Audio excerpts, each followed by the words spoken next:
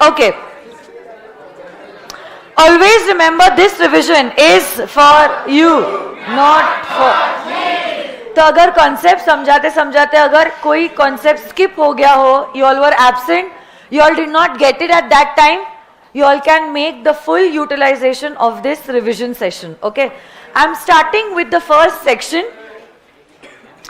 Negotiable Instruments Act are of three types. Negotiable instruments covered under this act can be of three types. What are the three types of NIs covered under the act? Bolo. Promissory note, bills of exchange and a check. जब मैं promissory note की बात करती हूँ, this promise should be an unconditional promise. जब कभी भी मैं promise की बात करती हूँ, the promise that I am giving should be an unconditional promise. It should be to pay a certain sum of money only. It should be stamped and it should be signed by the maker of the promissory note. यही promissory note should be made in writing.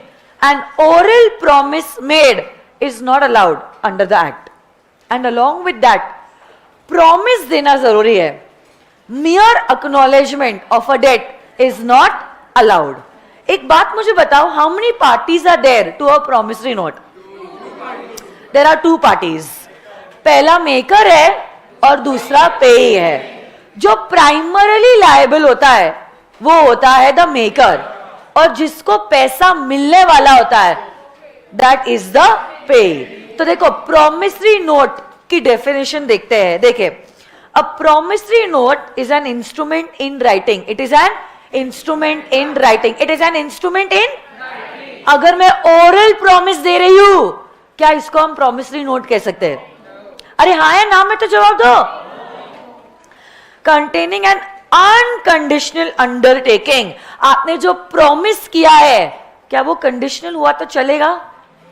बोलो ना.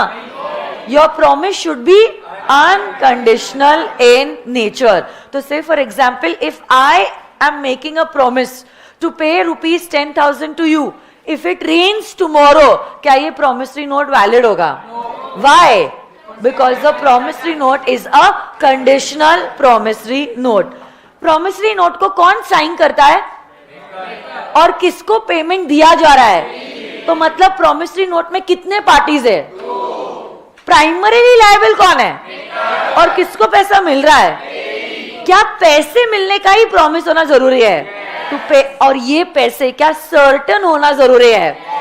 सो the promise should be to pay a certain sum of money only. Promissory note क्या stamp होना जरूरी होता है?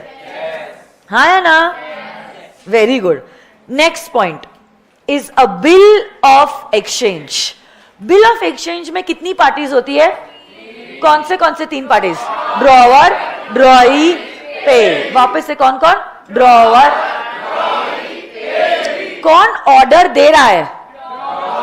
किसे order दिया जा रहा है और किसको पेमेंट मिलने वाला है? कौन बिल को एक्सेप्ट करता है? Once he is accepting the bill, he will be known as the acceptor. सोच के बोलना. बिल ऑफ एक्सचेंज में प्राइमरी लायबिलिटी किसकी होती है? Drawee. And secondary and unconditional drawer. तो सबसे पहले payee will come to the drawee. Drawee ने अगर पेमेंट नहीं दिया तो ही हम लोग किसके पास जाएंगे? ड्रॉवर के पास जाएंगे. बिल ऑफ एक्सचेंज में भी क्या स्टैम्प की जरूरत होती है? And it should be sign by the maker. Maker is the drawer. Order unconditional होना जरूरी है and the order should be to pay a certain sum of money only. Yes और no guys? Very good. In case of a check, we usually say a check is a kind of a bill of exchange, but the order is given to a banker. So check के case में ड्रॉई will always be a. आप drawer हो, आपकी banker is the drawee bank, और जिसके favour में check issue किया गया उसको कहते हैं एज द पे. चेक के केस में कौन साइन करता है? Drawer, very good. अच्छा, चेक के केस में लाइबिलिटी प्राइमरी किसकी होती है? ड्रॉवर की. क्या ड्रॉई हमेशा एक बैंकर ही रहेगा? चेक के केस में स्टैम्प की रिक्वायरमेंट नहीं. Stamping is only required in promissory note and in case of a bill of exchange. A check which was originally formed in the electronic form is known as a electronic check. Electronic check में signature actual होती है या digital होती है? क्या paper use होता है? अच्छा, बट ट्रंकेटेड चेक में क्या पेपर यूज होता है? सिग्नेचर क्या फिजिकली की जाती है? And in the clearing process the check is converted into a scanned image which is known as a truncated check. Electronic check was born in the e-form and it dies in the e-form. Truncated check is originally made in the paper physical format, is later on converted into a scanned image.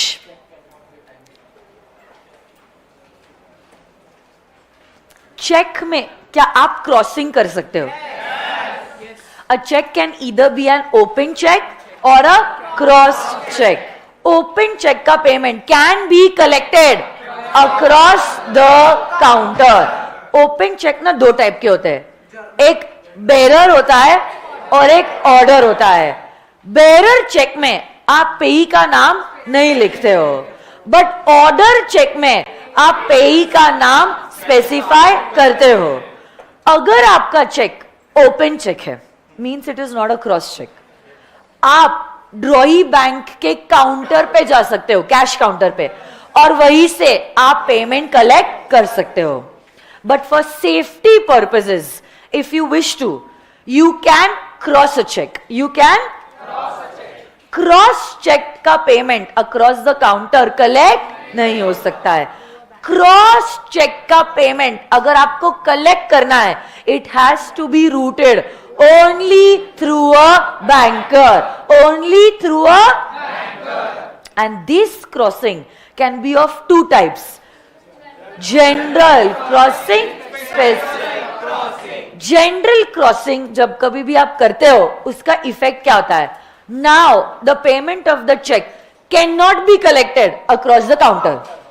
It has to be collected through a banker, and this banker can be any banker. But if you have specially crossed a check, specially crossed check ka payment cannot be collected across the counter. It has to be collected through a banker, and this banker has to be only that banker in whose name you have specially crossed the check. तो crossing के कितने types होते हैं? दो. कौन से दो? Special crossing, general crossing. इसी क्रॉसिंग में आप रिस्ट्रिक्शंस ऐड कर सकते हो.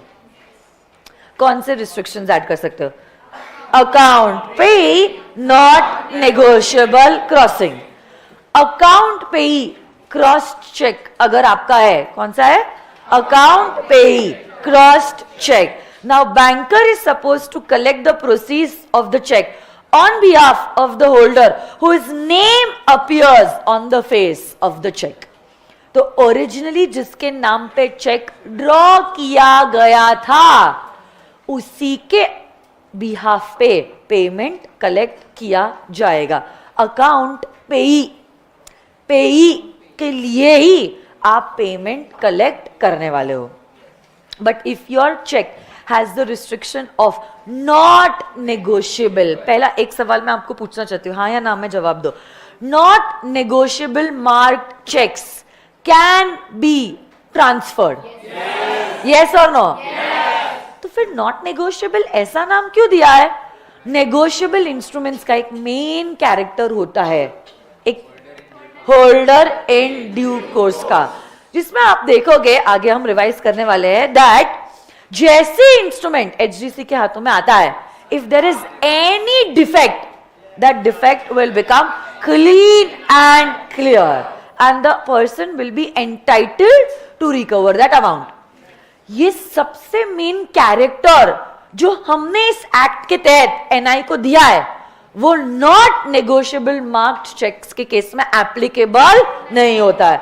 तो कल जाके अगर आपका टाइटल डिफेक्टिव है और आपने ये इंस्ट्रूमेंट किसी को गुड फेथ में, for consideration, without negligence, before maturity दिया भी है, तो भी वो बंदे को एचडीसी का टाइटल नहीं मिलेगा। उसका टाइटल वैसा ही रहेगा जैसा प्रीवियस होल्डर का था। वो क्लीन एंड क्लियर डिफेक्ट्स का नहीं होता है। कब? अगर आपका चेक मार्क्ड है नॉट नेगोशिएबल। अगर आपका चेक मार्क्ड है not, very good, but not negotiable checks can still be transferred. अरे हाँ या ना? Very good. Who can cross a check? Either the drawer or the holder or even the banker. आवाज थोड़ी सी कम कर देना, क्लासरूम के से पीछे से ये आ रहा है। कौन सी? नहीं, रुक जा, अभी बाद में मैं दे दूंगी उसको। Next, protection of liability of paying banker. सुनो ना मेरी बात। Which is the paying banker?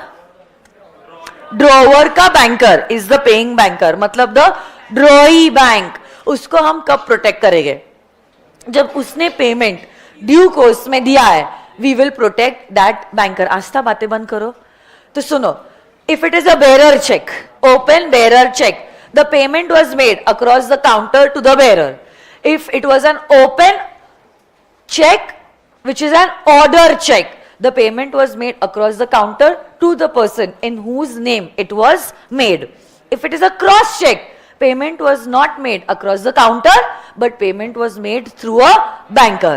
And if it was a specially crossed check, the payment was made not across the counter, but was routed through the banker in whose name it was specially crossed. ये सारी चीजें अगर paying banker ध्यान में रखता है, मतलब payment is made in due course, you will protect that banker. कल जाके कोई भी एंडोर्समेंट्स फॉर्ज्ड है, you will not be able to file a case against that banker. ये पेइंग बैंकर कुछ चीजें देखता है, जैसे कि क्या? चेक जो है उसकी डेट क्या है, because the cheque should not be outdated, it should not be post dated, it should not be undated. तो डेट बराबर है या नहीं, और वैलिडिटी के विद इन चेक को प्रेजेंट किया है या नहीं, वो चीज देखी जाएगी। फिर वो देखेगा ड्रॉवर की सिग्नेचर स्पेसिमेन से मैच हो रही है या नहीं हो रही है, अकाउंट ऑपरेशन में है या नहीं है, वो क्लोज तो नहीं हुआ है अकाउंट, ये चीजों को देखा जाएगा। और अगर सिग्नेचर मैच हो जाती है ड्रॉवर की विद द स्पेसिमेन और पेमेंट ड्यू कोर्स में करता है, ये पेइंग बैंकर प्रोटेक्टेड रहेगा। कल जाके कुछ भी एंडोर्समेंट में डिफेक्ट आता है, फॉर्जरी आती है, तो आप ये पेइंग बैंकर के अगेंस्ट केस फाइल नहीं कर सकते। वैसे ही जो कलेक्टिंग बैंकर है ना, मतलब होल्डर की बैंकर, कलेक्टिंग बैंकर मतलब होल्डर की बैंकर, उसको आप कब प्रोटेक्ट करोगे? जब उसने अपने कस्टमर के बिहाफ पे इस चेक का पैसा कलेक्ट किया है in good faith and without negligence. मुझे बताओ again, when will the collecting banker be protected? When he collected the payment in good faith and without negligence. You will not be able to file a case against the collecting banker if there was any defect on the check. Okay? Acceptor and acceptor for honor. Acceptance का concept एक ही negotiable instrument में आता है, and that instrument is a bill of exchange. Who accepts the bill of exchange? Drawer, drawee के पे? Drawee. Once the drawee accepts the bill, he will be called as the acceptor. Acceptor की liability कैसी होती है? Primary and unconditional. तो सबसे पहले holder acceptor के पास ही आएगा to collect the payment. Who is an acceptor for honor? अगर ड्रॉई ने इस बिल को एक्सेप्ट करने से मना कर दिया and somebody else is accepting the bill for the honor of the drawer, such a person will be called as an acceptor for honor. Holder पहले एक्सेप्टर के पास जाएगा, ओरिजिनल एक्सेप्टर के पास, जो ड्रॉई है एक्चुअली पेमेंट डिमांड करने के लिए. अगर उसने पेमेंट तब भी नहीं दिया, तब आप एक्सेप्टर फॉर ऑनर के पास पेमेंट डिमांड कर सकते हो. And then acceptor for honour can treat any prior party liable for the payment that he made on behalf of the drawer. वैसे ही जब ड्रॉई के बिहाफ पे कोई और पेमेंट करता है, ड्रॉई मतलब एक्सेप्टर के बिहाफ पे कोई और पेमेंट करता है, he will be known as the person who has done the payment for the honor of the acceptor, for the payment of the acceptor. Later on, this person can demand the payment from any prior party on the negotiable instrument.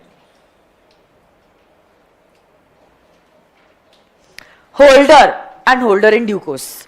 कब माना जाएगा that you are an holder? 4 conditions बताइए. When you have the possession on the negotiable instrument, you are entitled to the possession.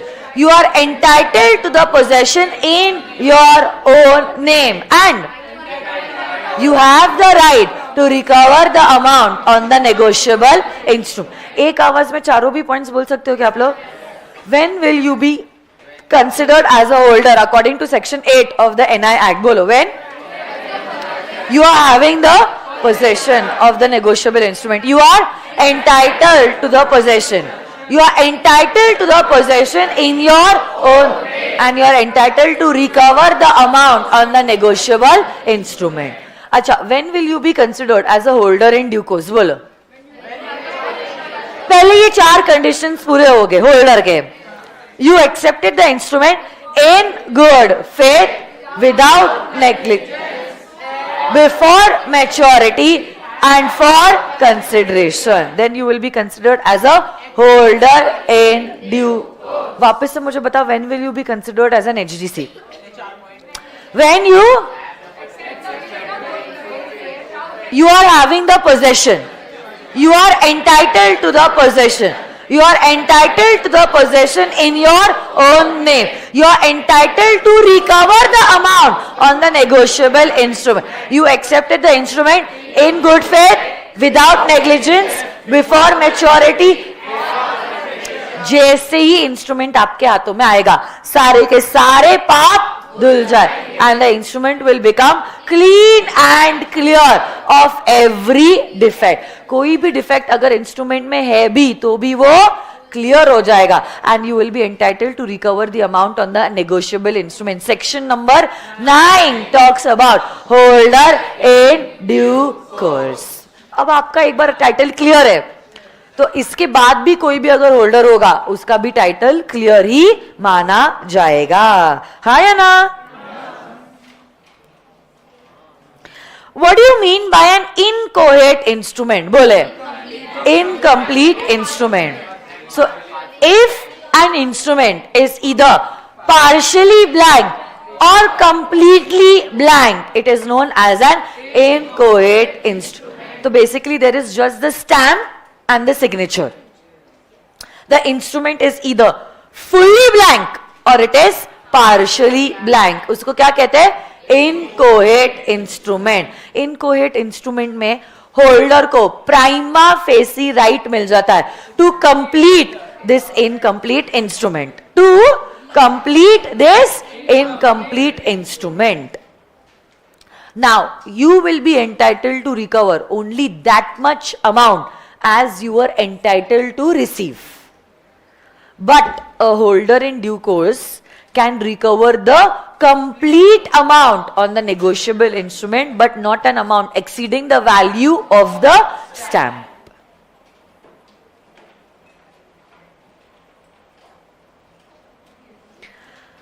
Negotiable instruments can be classified into various types.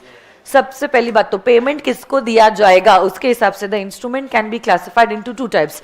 An instrument can either be a bearer instrument or a order instrument. Bearer instrument में पेई का नाम लिखा नहीं होता है, order instrument में पेई का नाम लिखा होता है. Inland and foreign. Inland instrument is an instrument which is made in India and payable in India. जो instruments inland नहीं है वो क्या है? Foreign instruments. Inchoate instrument हमारा ऑलरेडी हो चुका है. Ambiguous instrument is an instrument wherein you cannot make whether the instrument is a promissory note or a bill of exchange. कुछ याद है आपको? अब ऐसे केस में होल्डर इस इंस्ट्रूमेंट को जो भी ट्रीट करता है उसी के प्रोविजंस एप्लीकेबल हो जाएंगे. Later on he will not be able to change his stand. Ambiguous मतलब something that is not clear. We are not able to make out कि इंस्ट्रूमेंट प्रोमिसरी नोट है या ये इंस्ट्रूमेंट है एक bill of exchange. Can an instrument be a demand instrument? Can an instrument also be a time instrument? So अगर time mention नहीं है तो वो इंस्ट्रूमेंट को माना जाएगा as a demand instrument. Time instrument में याद रखना there are 3 days of grace given in case of bills of exchange. Demand instrument को डेज ऑफ ग्रेस नहीं दिए जाते हैं, वो तो पेमेंट दिया जाएगा ऑन डिमांड. डिमांड किया पैसे दो. ग्रेस डेज का कॉन्सेप्ट एप्लीकेबल है सिर्फ और सिर्फ बिल्स ऑफ एक्सचेंज को, that too if it is payable after a certain period of time. It is a time instrument and it's a bill of exchange, then you give the 3 days of grace.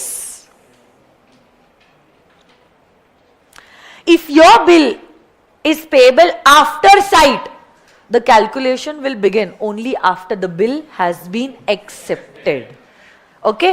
If the due date, that is the maturity, is falling on a public holiday, which is a national holiday, yes, payment will be collected on the preceding day. But if subsequently that day is declared as a holiday, payment will be made on the succeeding day.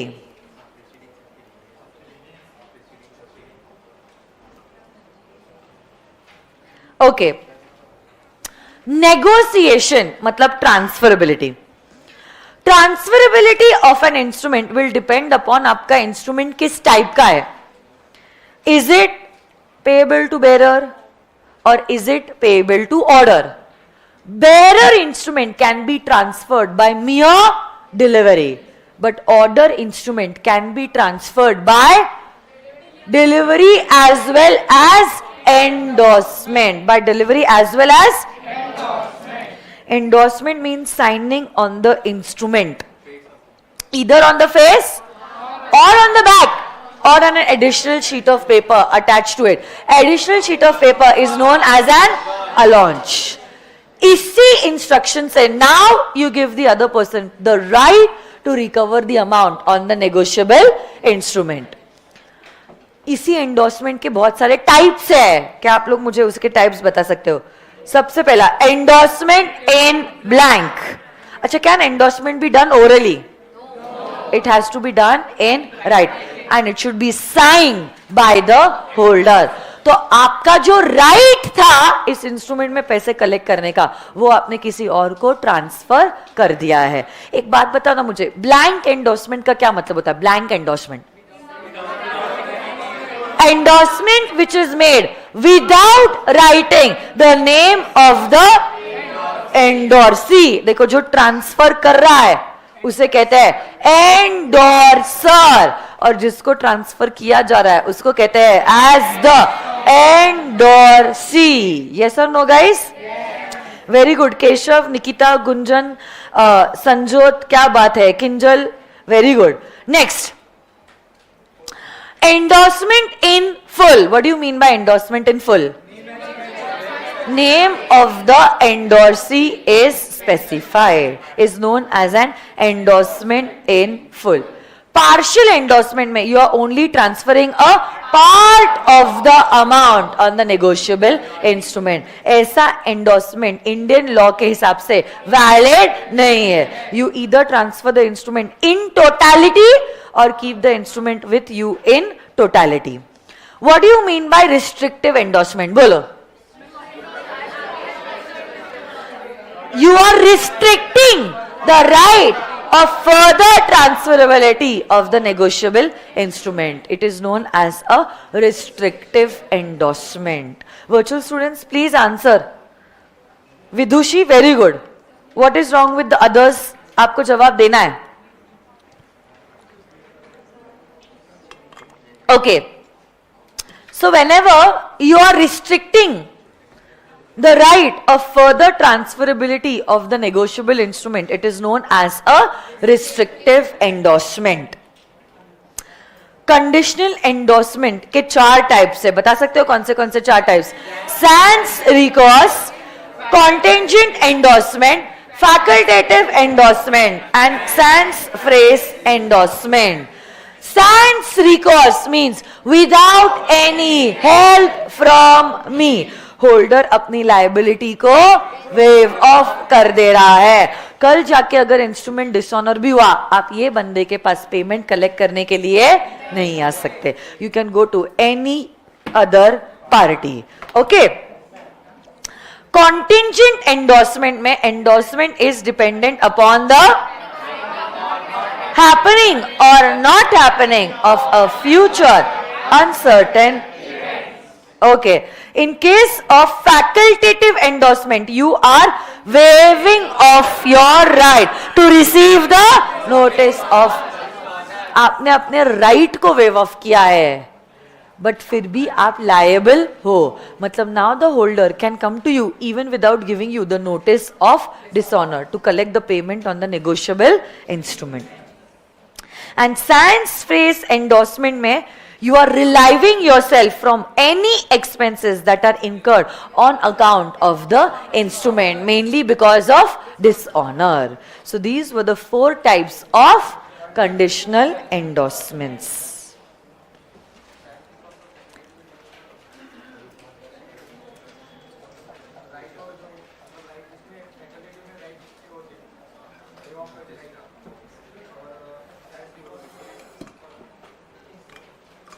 Facultative में you are waiving off the right to receive the notice of dishonour.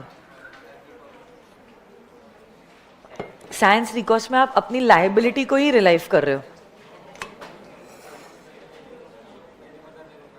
Sorry. हाँ. On the basis of that they have understood. हाँ. Yes. Okay. Next.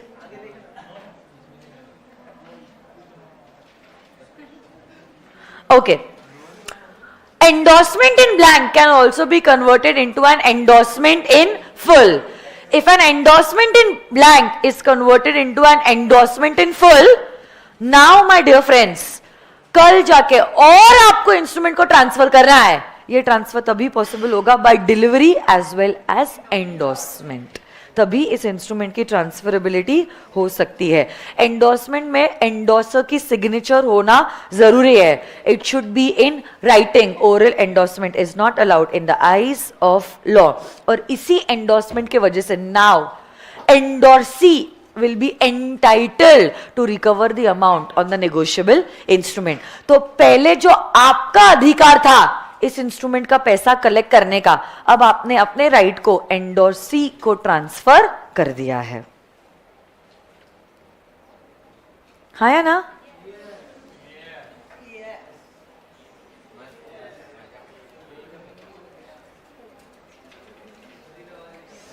ये एक section था, section number 59, जिसमें बताया गया है the holder of a negotiable instrument who has acquired the instrument after the dishonor. मतलब इंस्ट्रूमेंट ऑलरेडी डिसऑनर हो चुका है, उसके बाद आपको ये इंस्ट्रूमेंट मिला है, and you had notice about the dishonour of the instrument.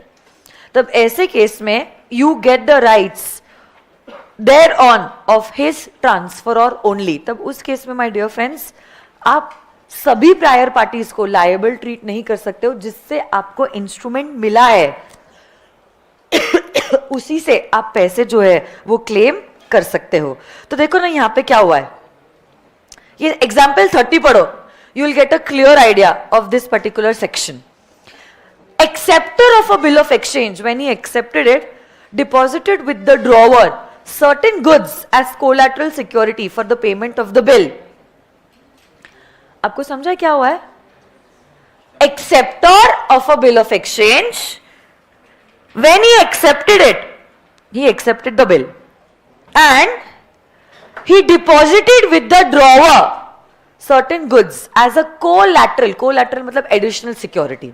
Bill तो उसने एक्सेप्ट किया है, उसके साथ साथ उसने ड्रॉवर को कुछ गुड्स भी दिए हैं एज अ कोलैटरल सिक्योरिटी कि कल जाके अगर मैं बिल को डिसऑनर करता हूं आप गुड्स को बेच के अपने ड्यूज रिकवर कर सकते हो। With the power to the drawer to sell the goods and apply the proceedings in discharge of the bill if it was not paid at maturity. So basically bill को तो accept किया गया है, but अगर bill dishonour होता है due to non payment, the drawer can sell the goods and can recover the dues, his dues. The bill not having been paid at maturity, the drawer sold the goods and retained the proceeds but endorse the bill to A. तो due date पे हम acceptor के पास गए, acceptor ने bill को dishonour किया, क्योंकि bill dishonour हुआ है हमने गुड्स को बेच दिए और प्रोसीड्स अपने पास रख लिए। अब ये डिसऑनर्ड बिल ड्रॉवर जो है किसी और को एंडोर्स कर रहा है, मिस्टर ए को। ए's title is subject to the same objection as the drawer's title. अब ए जो है इस इंस्ट्रूमेंट का पेमेंट जो है वो किससे कलेक्ट कर पाएगा? उस पार्टी से कलेक्ट कर पाएगा जिसने उसको ये इंस्ट्रूमेंट दिया है, because the bill is already been dishonoured. और डिसऑनर के बाद ए को ये इंस्ट्रूमेंट ट्रांसफर हुआ है and A was aware about the dishonour. तो अगर उसको पेमेंट कलेक्ट भी करना है he will be able to collect it from his transferor जिसने उसको ये इंस्ट्रूमेंट दिया है।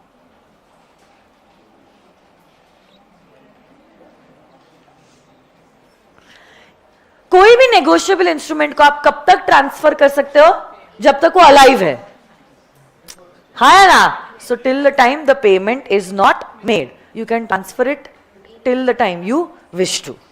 एक बार पेमेंट दे दिया इंस्ट्रूमेंट ही डिस्चार्ज हो जाएगा, इंस्ट्रूमेंट ही डिस्चार्ज, इंस्ट्रूमेंट ही डिस्चार्ज। नेगोशिएशन बैक, जो कोई ओरिजिनल पार्टी थी उसके पास ये इंस्ट्रूमेंट ट्रांसफर होते होते होते होते होते होते वापस आ गया। अगर जो ओरिजिनली लायबल पार्टी थी उसी के पास इंस्ट्रूमेंट वापस आ जाता है तो इंस्ट्रूमेंट डिस्चार्ज हो जाता है।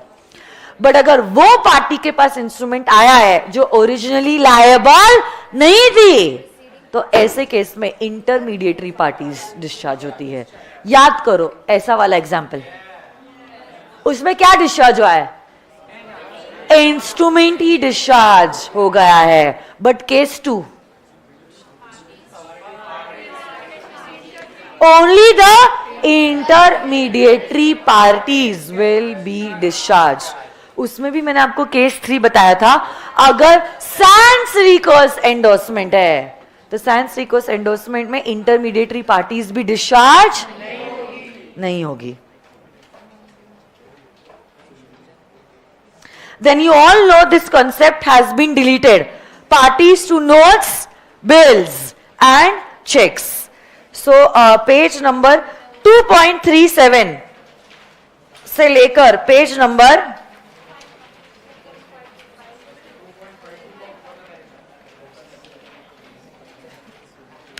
2.52 यहां तक डिलीट हो चुका है।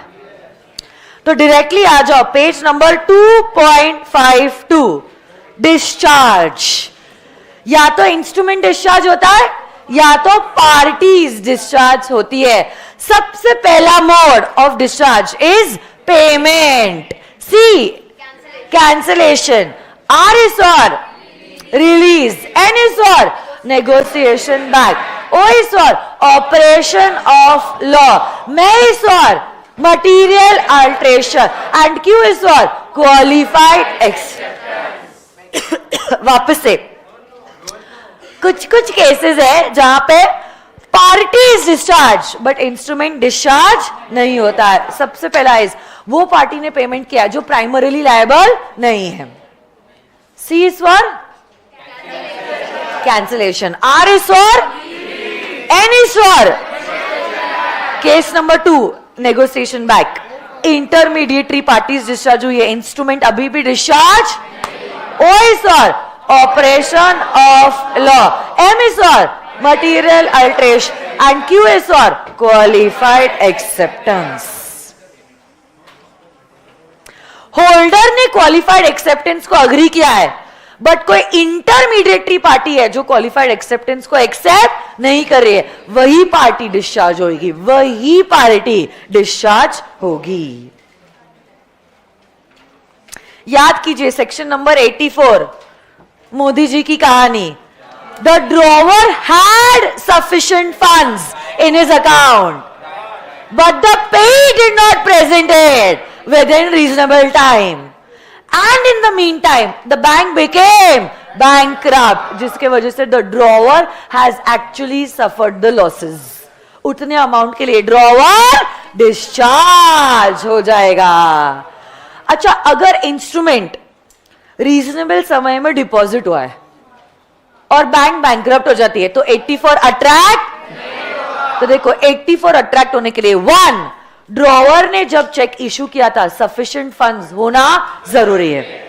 पेई रीजनेबल समय के अंदर उसको डिपॉजिट नहीं करता है और इस बीच मतलब चेक इशू करने के बाद और प्रेजेंट करने के पहले बैंक फेल हो जाती है, बैंक बैंकरप्ट हो जाती है, जिसके वजह से तो एक्चुअली ड्रॉवर ने लॉसेस सफर की है. और पेई ने रीजनेबल समय में प्रेजेंट ना करने के वजह से ड्रॉवर को जो नुकसान हुआ है उतने के लिए वो लायबिलिटी से रिलाइव हो जाएगा. हाँ, अरे हाँ है ना. This section is a important section. ये तो वही है, अगर उसी पार्टी जिसकी लायबिलिटी है उसी की राइट बन जाती है तो इंस्ट्रूमेंट डिस्चार्ज हो जाता है. Material alteration. मटीरियल मतलब सिग्निफिकेंट, अल्ट्रेशन मतलब चेंज. 2 केसेस में मटीरियल अल्ट्रेशन होता है. 1 you are changing the legal obligations on the instrument, या तो फिर legal effect on the instrument, या तो आप पार्टीज के राइट्स और लायबिलिटीज को चेंज कर रहे हो. उसी को क्या कहते हैं? Material alteration. उसको क्या कहते हैं? Material alteration. होल्डर अगर मटीरियल अल्ट्रेशन को मना कर देता है, होल्डर ही मना कर देता है, इंस्ट्रूमेंट ही डिस्चार्ज हो जाएगा. बट अगर होल्डर एक्सेप्ट करता है, आपको प्रायर पार्टीज को फिर पूछना पड़ेगा आपको चलेगा क्या, उसने ऐसा चेंजेस किया है. अगर प्रायर पार्टी मना करती है, that party who did not give consent to the material alteration will be discharged. एक साइड पे हमने कहा है मटीरियल अल्ट्रेशन अगर किया है तो इंस्ट्रूमेंट या तो पार्टीज डिस्चार्ज होती है depending upon the situation.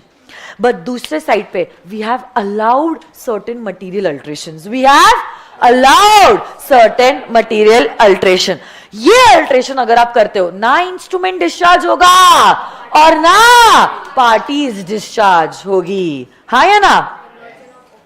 1 conversion of open cheque into a bearer cheque. Sorry, a conversion of bearer check into a order check. Conversion of open checks into crossed checks. Completing an inchoate instrument. Specially crossing a generally cross check. Cross check पे restriction add करना.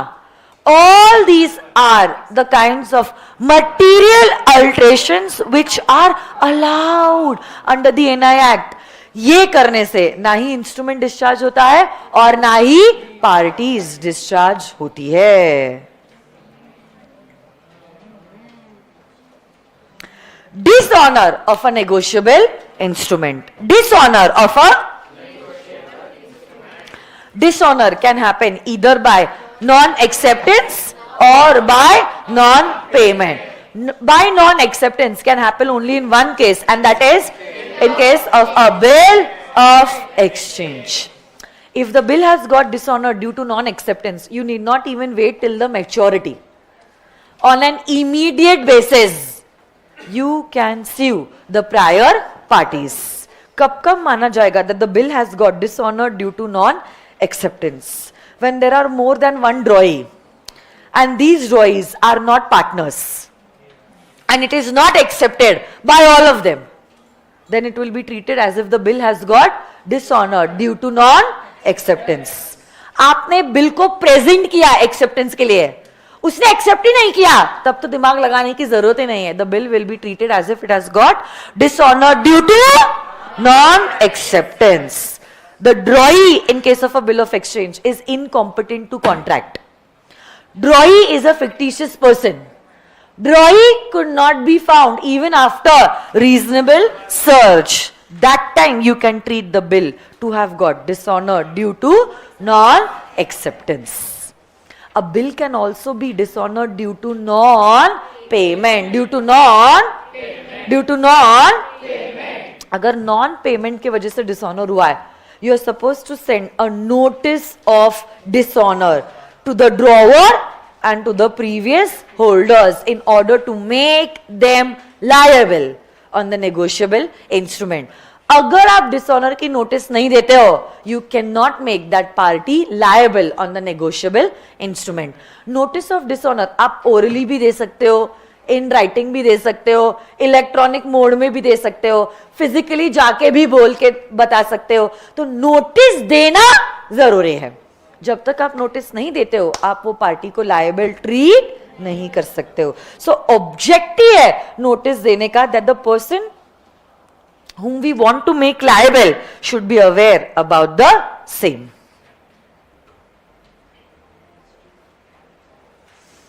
Notice cannot be given by a stranger to this particular negotiable instrument. Notice must be given by the holder to all the parties other than the maker. देखो very important. किसको notice देते हो? To all the parties other than the maker of the promissory note, the acceptor of a bill of exchange, and the drawee bank in case of a check. अरे क्योंकि उन लोगों ने ही तो instrument को डिसऑनर किया है, उनको क्या नोटिस दोगे आप? उन्होंने ही तो कांड किया है, हाँ या ना? तो आपको दूसरी पार्टीज को देना होगा. Maker of a promissory note, acceptor of a bill of exchange and drawee bank in case of a cheque, उनको नोटिस ऑफ डिसऑनर देने की जरूरत नहीं. Along with that facultative endorsement है. फैकल्टेटिव एंडोर्समेंट आपने ही आपके right to receive the notice of dishonour को वेव ऑफ किया है, तो आपको नोटिस ऑफ डिसऑनर नहीं मिलेगा. यस और no guys? Noting and protesting has been deleted, इसलिए cancel and cancel, protest. So noting starts on page number 2.62 and 2.65 तक noting and protesting जाता है. So now I am on page number 2.65.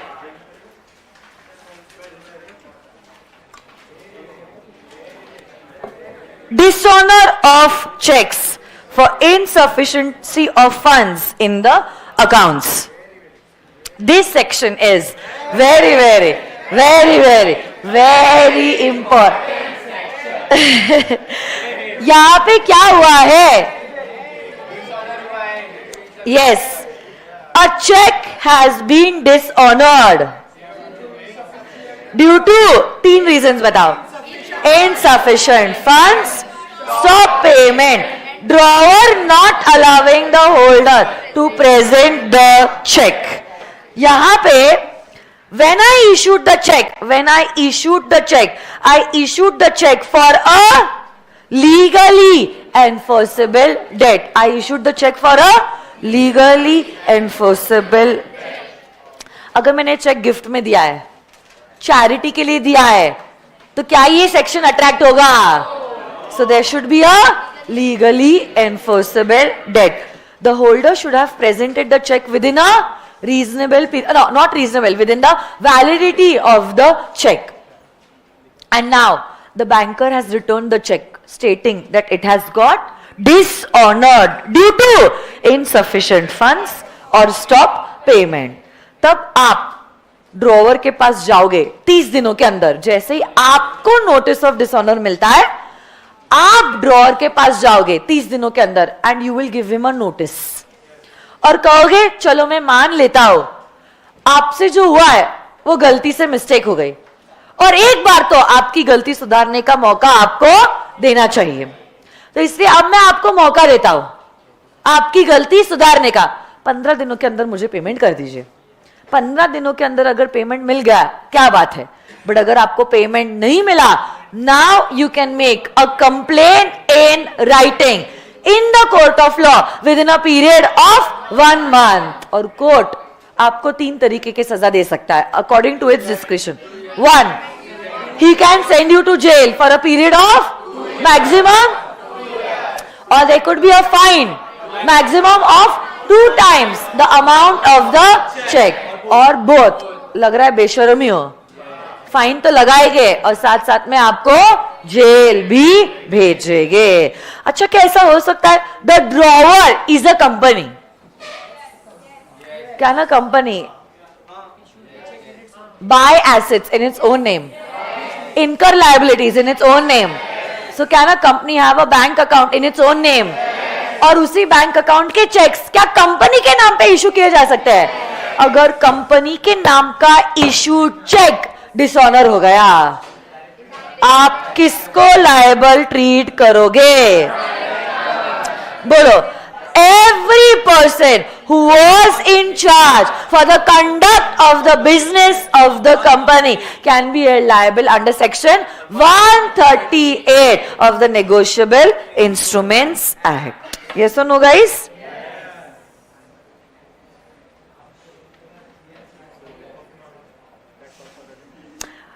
अच्छा सुनो ना, वही ड्रॉवर है, वही पेई है, मल्टीपल चेक्स इशू हुए हैं और मल्टीपल चेक्स का डिसऑनर हुआ है.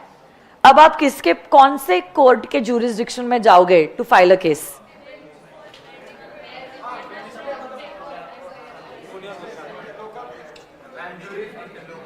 कौन सा?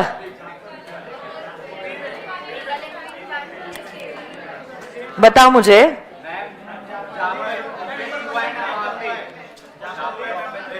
If the check is an open check, if the check is an open check, yes, ड्रॉई bank जहां पे है वही jurisdiction apply होगा. But if the check is a cross check, yes, मतलब कलेक्टिंग बैंकर जहां पर है वो कोर्ट का jurisdiction अट्रैक्ट हो जाएगा. मल्टीपल केसेस है, फर्स्ट केस जहां फाइल हुआ है वहीं पे बाकी के केसेस भी ट्रांसफर हो जाएंगे. हाँ, वही मतलब वही ड्रॉवर है और वही पे ही है. मल्टीपल इंस्टेंसेस ऑफ डिसऑनर, जहां पहला केस फाइल हुआ है वहीं पे बाकी के केसेस भी ट्रांसफर हो जाएंगे. इसके बारे में कुछ बता सकते हो आप मुझे, स्पीडी ट्रायल के बारे में? स्पीडी ट्रायल मैं नहीं रिवाइज करने वाली हूँ. ये सेक्शन अच्छे से देख के आओ आप लेक्चर, उसके बाद ही मैं रिवाइज करोगे. कुछ मजा ही नहीं आ रहा है रिवाइज करने में.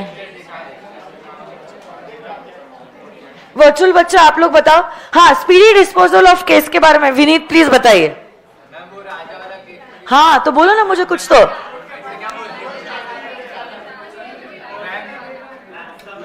अरे फाइन मत बताओ, मुझे हुआ क्या है वो बताओ.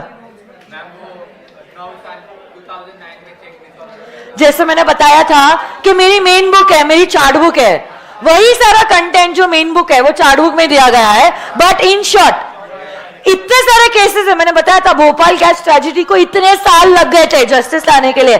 तो कहीं एक इतने बड़े देश में इतने सारे राज्यों है, इन राज्यों में इतने सारे शहर है, इन शहर में न जाने कितनी सारी गलियां है, कहाँ पे एक ड्रॉवर ने पेई को चेक इशू किया था, उसका डिसऑनर हो गया और वो चेक डिसऑनर हुआ, केस फाइल किया है, वो केस को इंपॉर्टेंस देंगे या इतने बड़े कांड जो हो रहे हैं उनको इंपॉर्टेंस देने वाले हैं? तो अब ऐसे केस में इफ यू फील के बहुत समय लग जाएगा आपको जस्टिस मिलते मिलते, you can go for a summary trial. Tell me something about this summary trial. Okay, forget it, you all will revise it and only after, no, you all will watch the lecture, only after you all watch the lecture I will be doing the revision. ठीक है? No spoon feeding. हाँ, कौन बोलना चाहता है? Sorry, हाँ तो बोलो ना, मुझे क्या पता है, आप कुछ बोल तो नहीं रहे हो, मैं ही आपको याद दिला रही हूँ सब कुछ।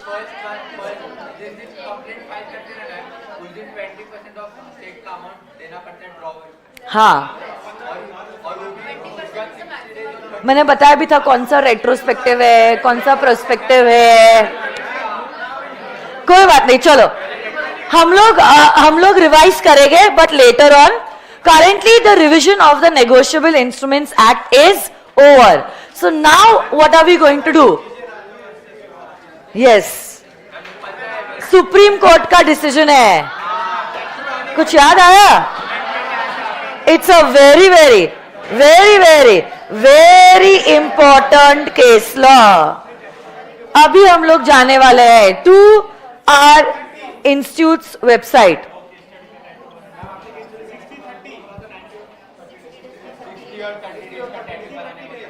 बोला था ना आपको, तो बोलते ही नहीं आ रहा है आपको।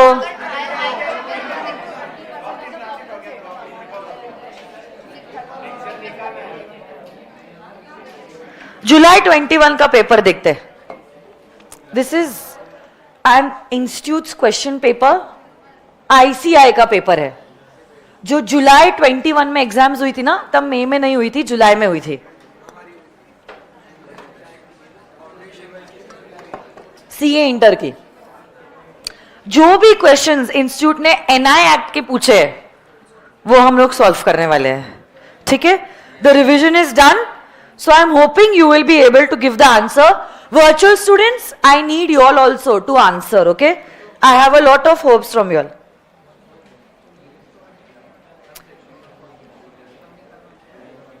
So you know your answer paper is divided, your question paper is divided into two parts.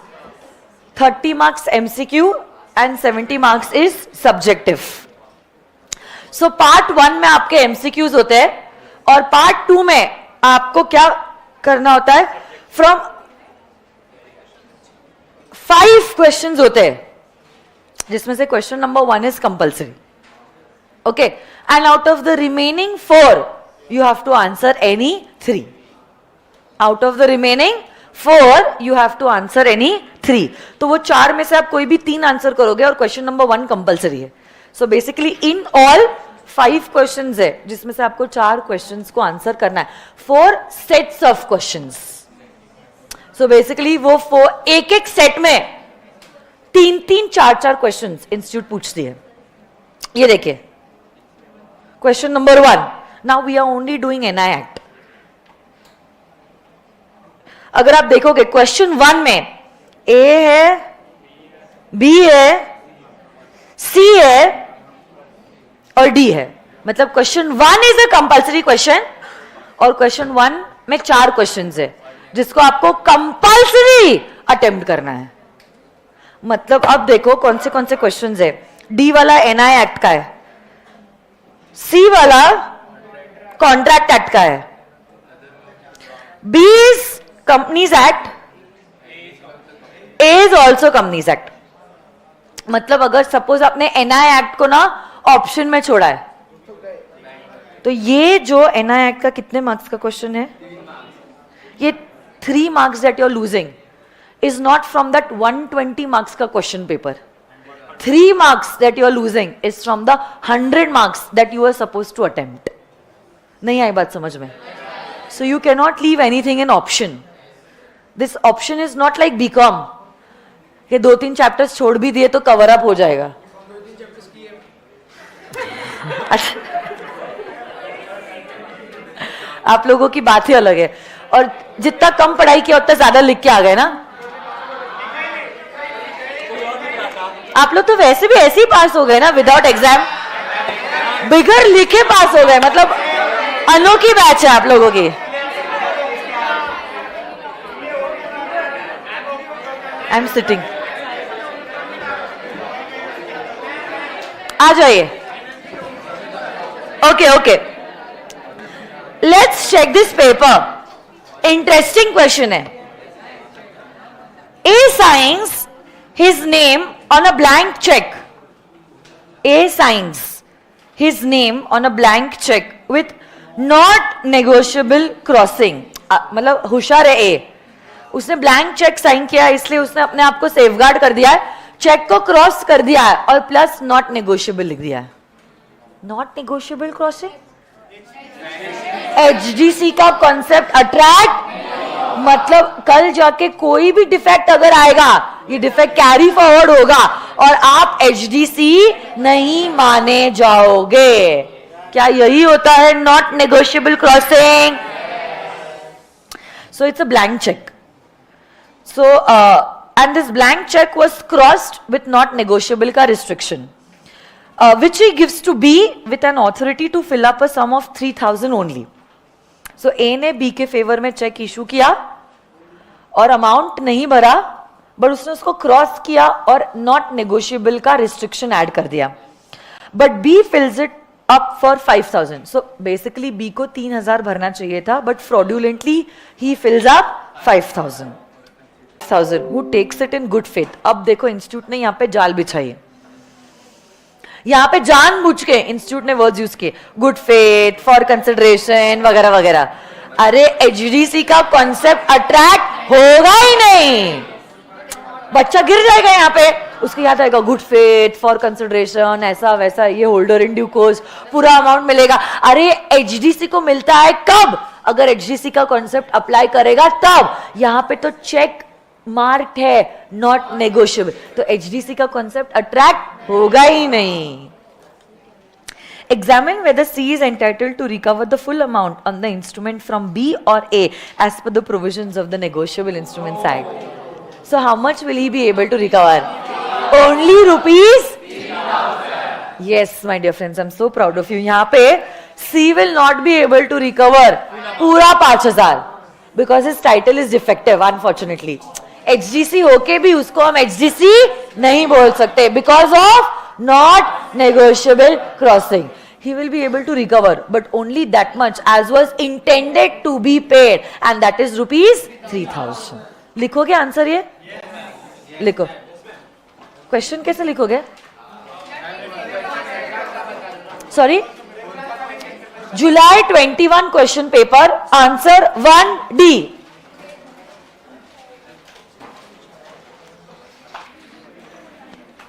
Very good. Gungun, Sanskar, Masira, Gunjan, Amay, Prince, Tejrimul, Nikita, Vaibhav, Richa, Alka, Neha, Tejal, Rupal, Abhishek. Very good.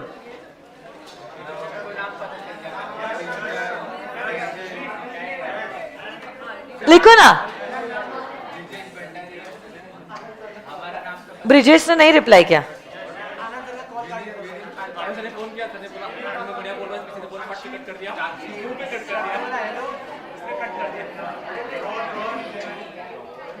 Okay, write down answer 1D, July 21 paper.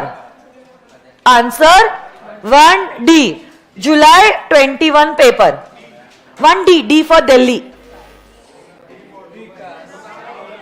Okay, write down point number 1, facts.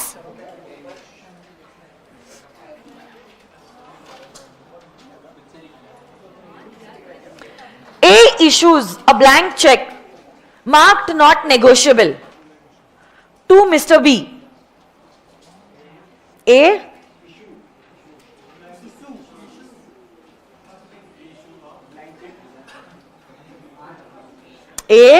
issues a blank check to Mr. B marked not negotiable. Marked not negotiable. Reference. अच्छा आगे लिख लो. Mark not negotiable with the authority to fill up ₹3,000.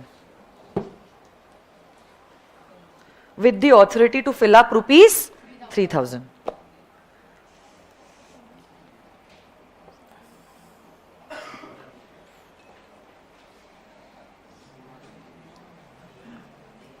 Reference.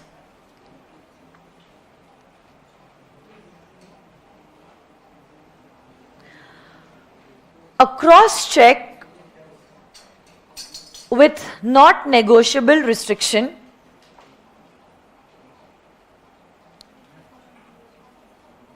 a cross check with not negotiable restriction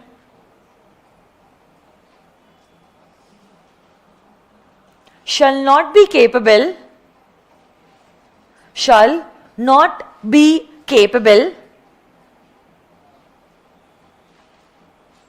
of giving a better title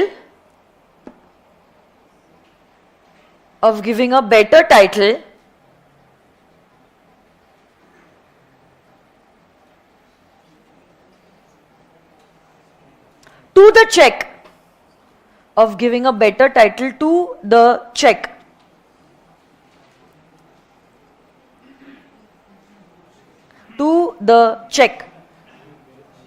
than that THAN THAT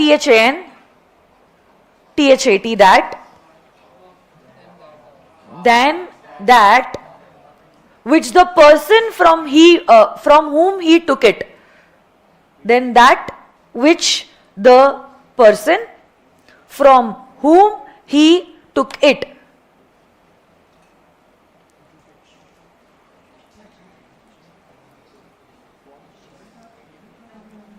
From whom he took it. और एक point लिखो. Such checks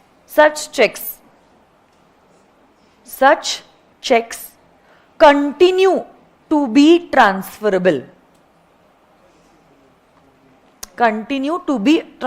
उसके वजह से ही तो B C को दे पाया ना चेक. ये भी तो बोलना जरूरी है. Such checks continue to be transferable.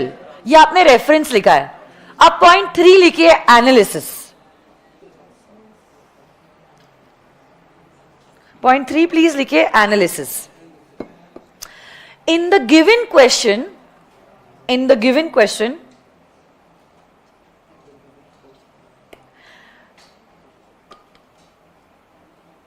A gave a blank check to B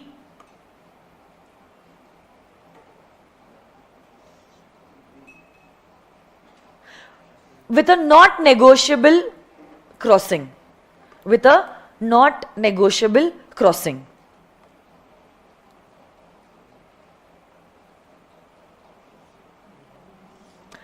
B had the authority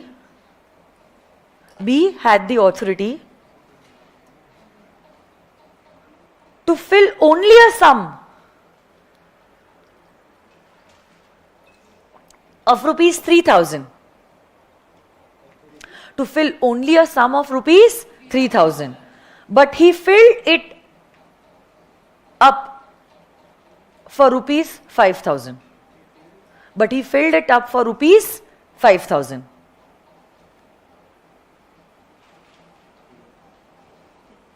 This makes B's title defective.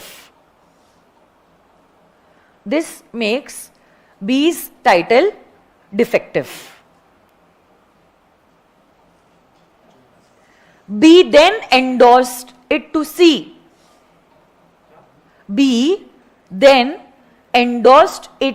C. For consideration of ₹5,000.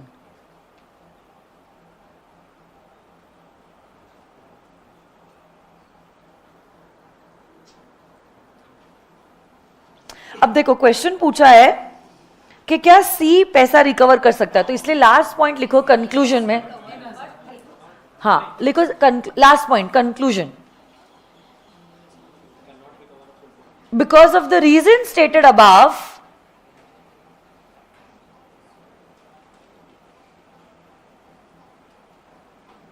we may conclude, because of the reasons stated above, we may conclude that C is not entitled to recover the full amount. Question देखो पूछा है, is he entitled to recover the full amount, तो आपका answer भी वही होगा. C is not entitled to recover the full amount from B और A, from B or A, as C cannot acquire a better title than that of B.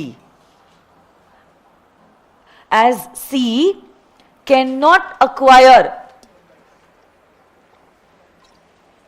a better title than that of B, और B के वहां पे bracket में लिखो transferor, full stop, हो गया.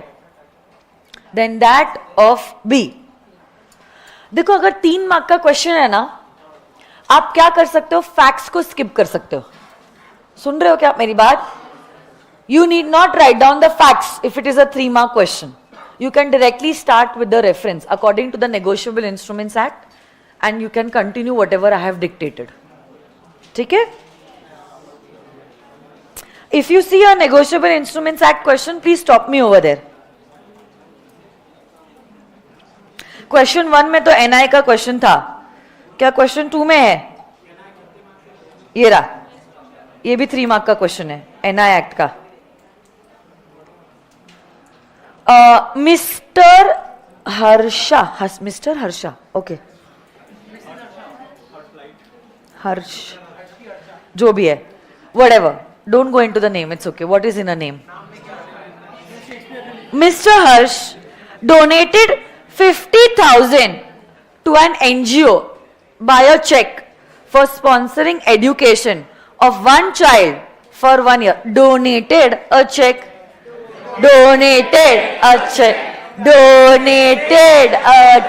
क्या यहाँ पे लीगली एनफोर्सेबल डेट है? Later on, he found that the NGO was a fraud and did not engage in philanthropic activities. He gave a stop payment. Check is dishonored due to stop payment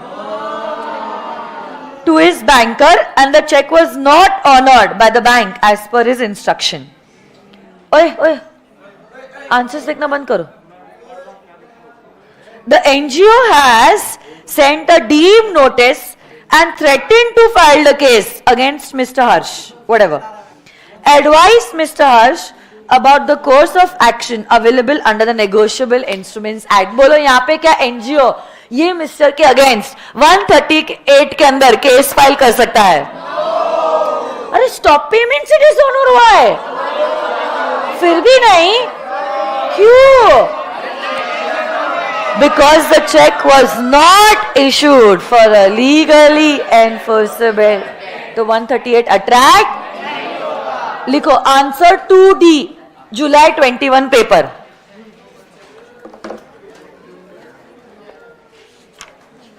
Ayush phone अंदर रखो, आप भी बेटा.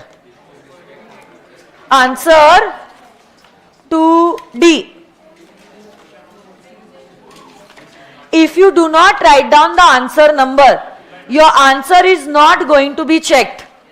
These are certain basic things which you all know right from the beginning. And do not write down your wrong roll number. बच्चे का message आया है, मैं आपको बोलती हूँ. And then you all cry कि मैम ऐसा हो गया, हम क्या करें एंड वगैरह वगैरह. So don't let this happen to yourselves.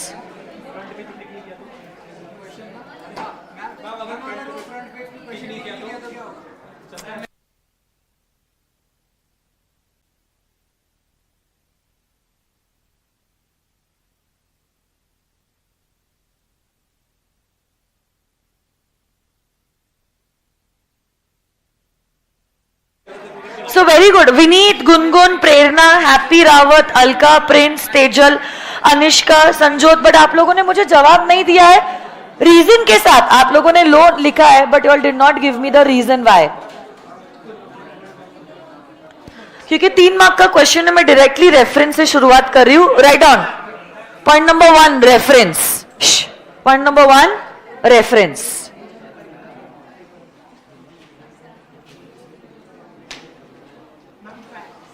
लिखो.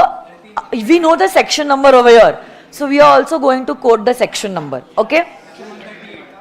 So according to section 138 of the Negotiable Instruments Act, T capital, N capital, I capital, A capital. According to section 138 of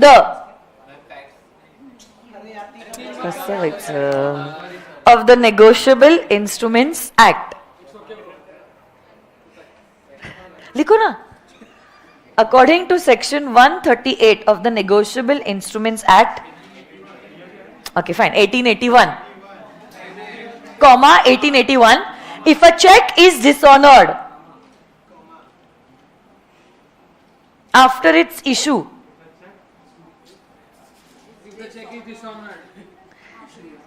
if a check is dishonored after its issue, after its issue for a legally enforceable debt,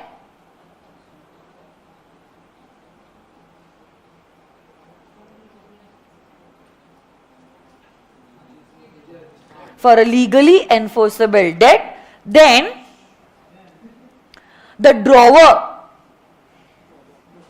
shall be deemed to have committed an offence.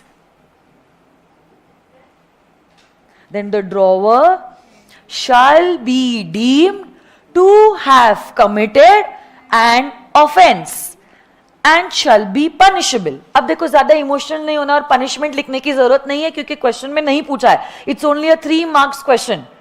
4 या 5 mark का होता तो आप punishment भी लिखते. Shall be deemed to have committed an offence and shall be punishable. Thus,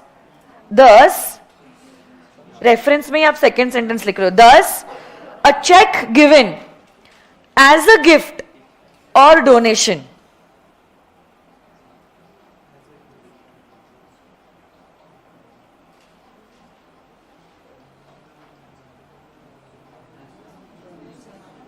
thus the check given as a gift or donation would be outside the purview of this section.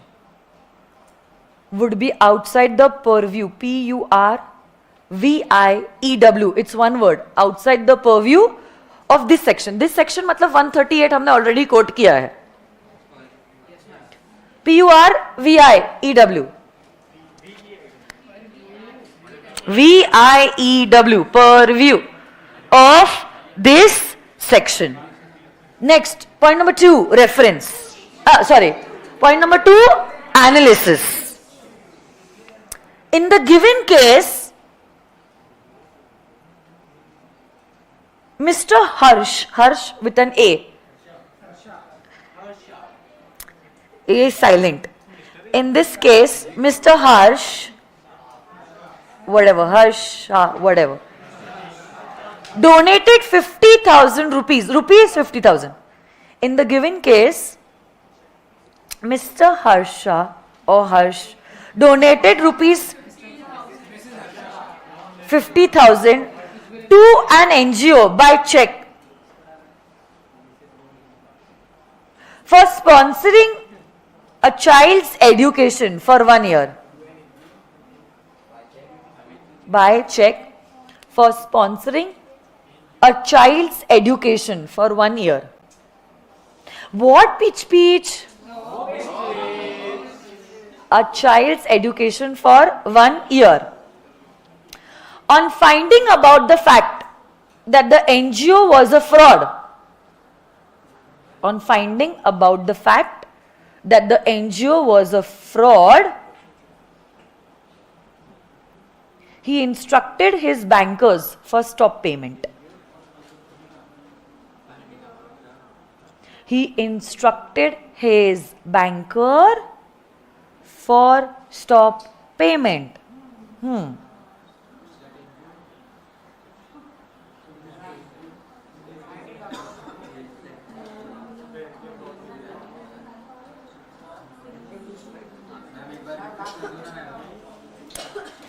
मेरे को नहीं पता मैंने क्या बोला है, आपको ही रिपीट करना पड़ेगा.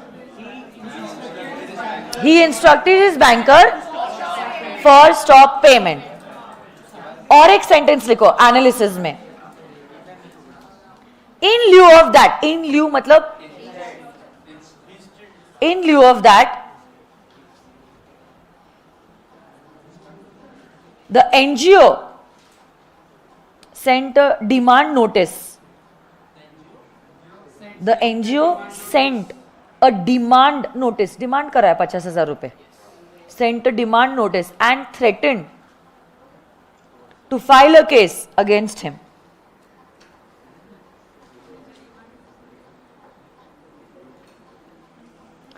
अब conclusion लिखिए.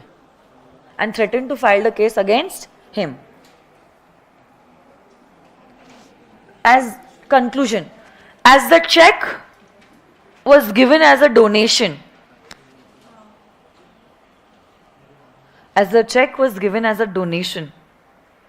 there is no legal enforceable debt. There is no legally enforceable debt. As the check is given as a donation, there is no legally enforceable debt. And thus, Mr. Harsh with a silent A is not liable for the donated amount. Is not liable for the donated amount which is not honored by the bank to the NGO. Which is not honored by the bank to the NGO.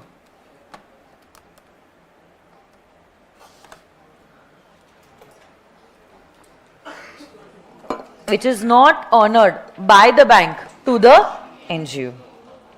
Next देखते. It's not even 6 o'clock. And I already told you all don't have SIRS class. And if you want to leave, you can go. I am taking the class for my virtual students. Okay? So you all are free to go.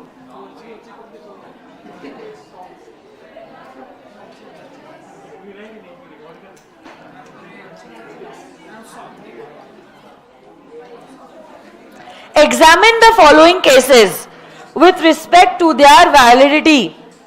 State your answers with reasons. दो mark के 2 questions है. Validity.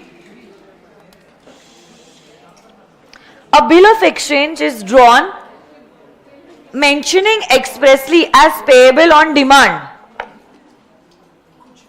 It is payable on demand. It is payable on demand.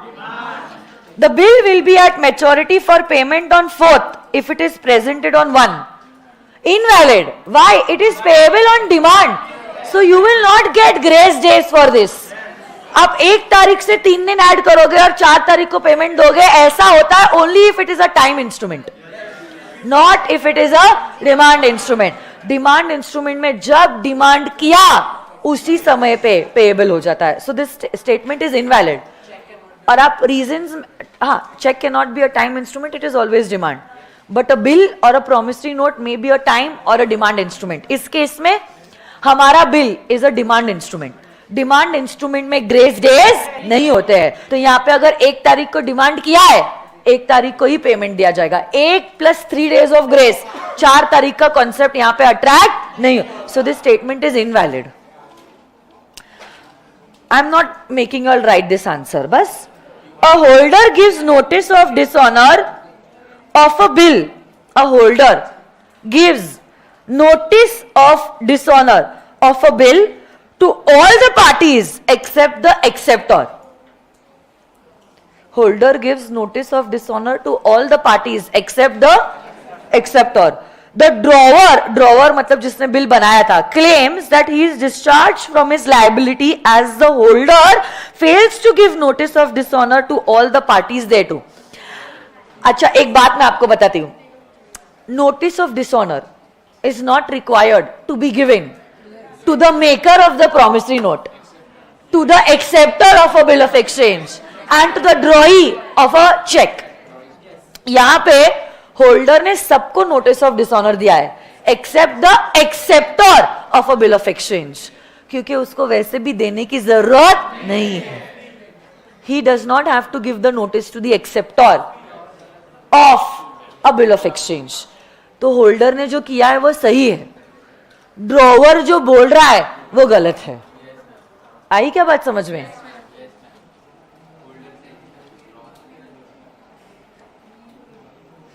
Companies Act, General Clauses Act, Interpretation of Statute, Companies Act. ये क्या है? Companies Act, Contract Act, General. Okay, fine, इतना ही है. लिखना है क्या आपको वो? यस, अदर लॉज अगर आप देखते हो 10 मार्क्स के अदर लॉज होते हैं, सो जिससे आपका 40 marks is other laws and 60 marks is companies act. You all want to write down this answer? लिख लो. Answer number 3C. Answer 3C. Answer 3C. अब जाओ, जवाब देने की जरूरत नहीं है. You all can leave. I already told you all can leave if you all want to. जाइए. 3C. It's okay. आपने खुशी खुशी मुझे पैसे दिए, मैंने खुशी खुशी आपसे पैसे ले लिए. आप बस यही एटीट्यूड रखना पड़ेगा.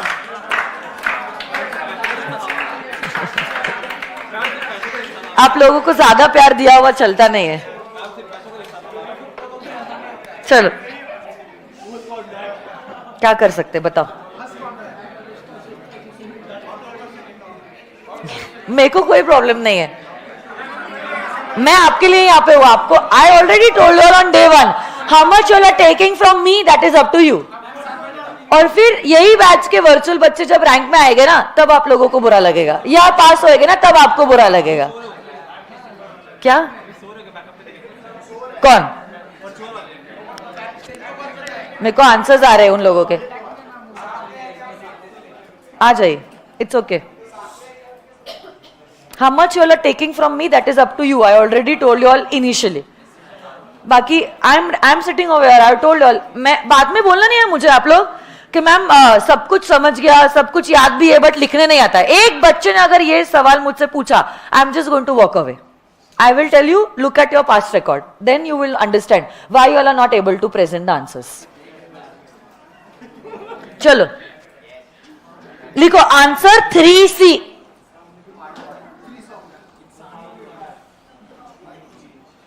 पॉइंट 1. अब इसमें भी 2 पॉइंट्स है ना, वैलिड है या इनवैलिड है. 2 मार्क का ईच है. हाँ, साथ में आंसर 3C लिखो और फिर 1 दो. 1 छोटा 1. सॉरी, नहीं, ऐसे क्वेश्चन में फैक्ट, रेफरेंस, एनालिसिस, कंक्लूजन देने की जरूरत नहीं है. ये वैलिड है या नहीं वैलिड है, आपको उतना ही जवाब देना है ना. अब आप लिखो, I will tell you what you all will right.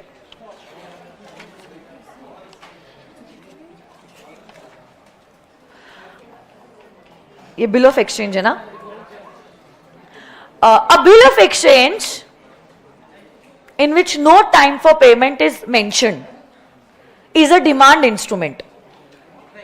हाँ, लिखना है. लिखो answer 3C1. A bill of exchange a bill of exchange in which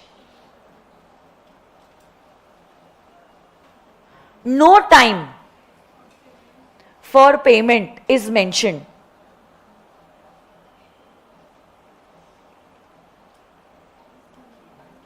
is payable on demand, is payable on demand. No grace days are given to demand instruments. No grace days are given to demand instrument. Thus the statement is not valid. Institute ने पूछा है valid है या नहीं, तो हम कहेंगे not valid. Thus the statement is not valid.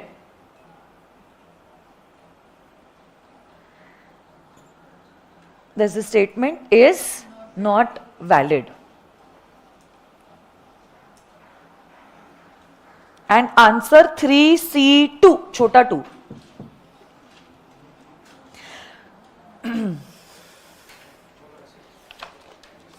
Exact language में देख लेती हूँ एक्ट की. लिखो, notice of dishonour, notice of dishonor must be given to all parties. Notice of dishonor must be given to all parties other than the maker of a promissory note,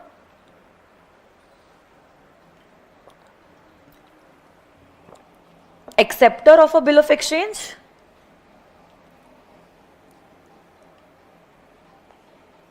or the drawee in case of a check.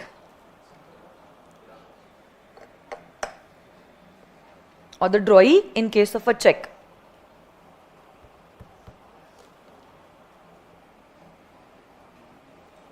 Or the drawee in case of a check.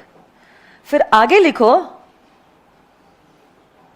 in this case, the holder gives the notice of dishonor. In this case, the holder gives the notice of dishonor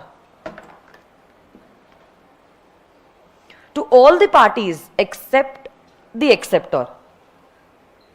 Except, E-X-C-E-P-T, except the acceptor. ACCEPTOR.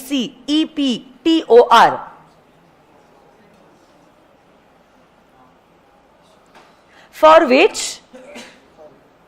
which the drawer claims that he is discharged from his liability. उसने सबको notice दी acceptor के अलावा, इसलिए drawer बोल रहा है मैं तो डिस्चार्ज हो गया. उसने एक्ट को फॉलो नहीं किया. क्या लिखा आपने? The drawer claims that he is discharged from his liability. फिर और एक लास्ट सेंटेंस लिखिए. This claim of the drawer is not valid as the acceptor of a bill need not be posted, need not be sent a notice of dishonor. As the acceptor of a bill need not be sent this notice of dishonor. मतलब उसको notice of dishonor भेजने की जरूरत. Documents, everybody, please concentrate, baby. दोस्तों, मेरे भाई और बहनों, बताओ बच्चों, स्टैट्यूट बनाता कौन है? लोकसभा, राज्यसभा और उसको प्रेसिडेंट अप्रूवल देता है. उसको इंप्लीमेंट कौन करता है? भारत सरकार करता है. उसको इंप्लीमेंटेशन भारत सरकार करता है. सुन के लेना जो मैं कह रहा हूं. आपको वोडाफोन का केस याद होगा, इनकम टैक्स डिपार्टमेंट का. भाई और बहनों, लॉ में ये लॉ बना है, लॉ में करना है. पढ़ने वाला इनकम टैक्स डिपार्टमेंट भी था, पढ़ने वाला वोडाफोन भी था, पढ़ने वाला वोडाफोन भी था, पढ़ने वाला इनकम टैक्स डिपार्टमेंट भी था, पढ़ने वाला इनकम टैक्स डिपार्टमेंट भी था, पढ़ने वाला वोडाफोन भी था। लॉ दोनों का सेम ही था, दोनों भी एक ही लाइन पढ़ रहे थे, पर दोनों का इंटरप्रिटेशन, क्योंकि दोनों का, सर आप दोनों की इंग्लिश अगर सेम है तो इंटरप्रिटेशन अलग क्यों होते हैं? बिकॉज वो, ये मैथ्स नहीं है, 2 + 2 4 नहीं होता, ये लॉ की भाषा है, हर आदमी उसका मीनिंग अलग निकालता है। और दोस्तों इसलिए केस 11,000 करोड़ की थी, कहां गई? को सुप्रीम कोर्ट तक चलेगी। बताओ कोर्ट में जाने की जरूरत की थी? बिकॉज दोनों, वोडाफोन बोला था मेरे 11,000 करोड़ नहीं है, और इनकम टैक्स डिपार्टमेंट बोल रहा मेरे 11,000 करोड़।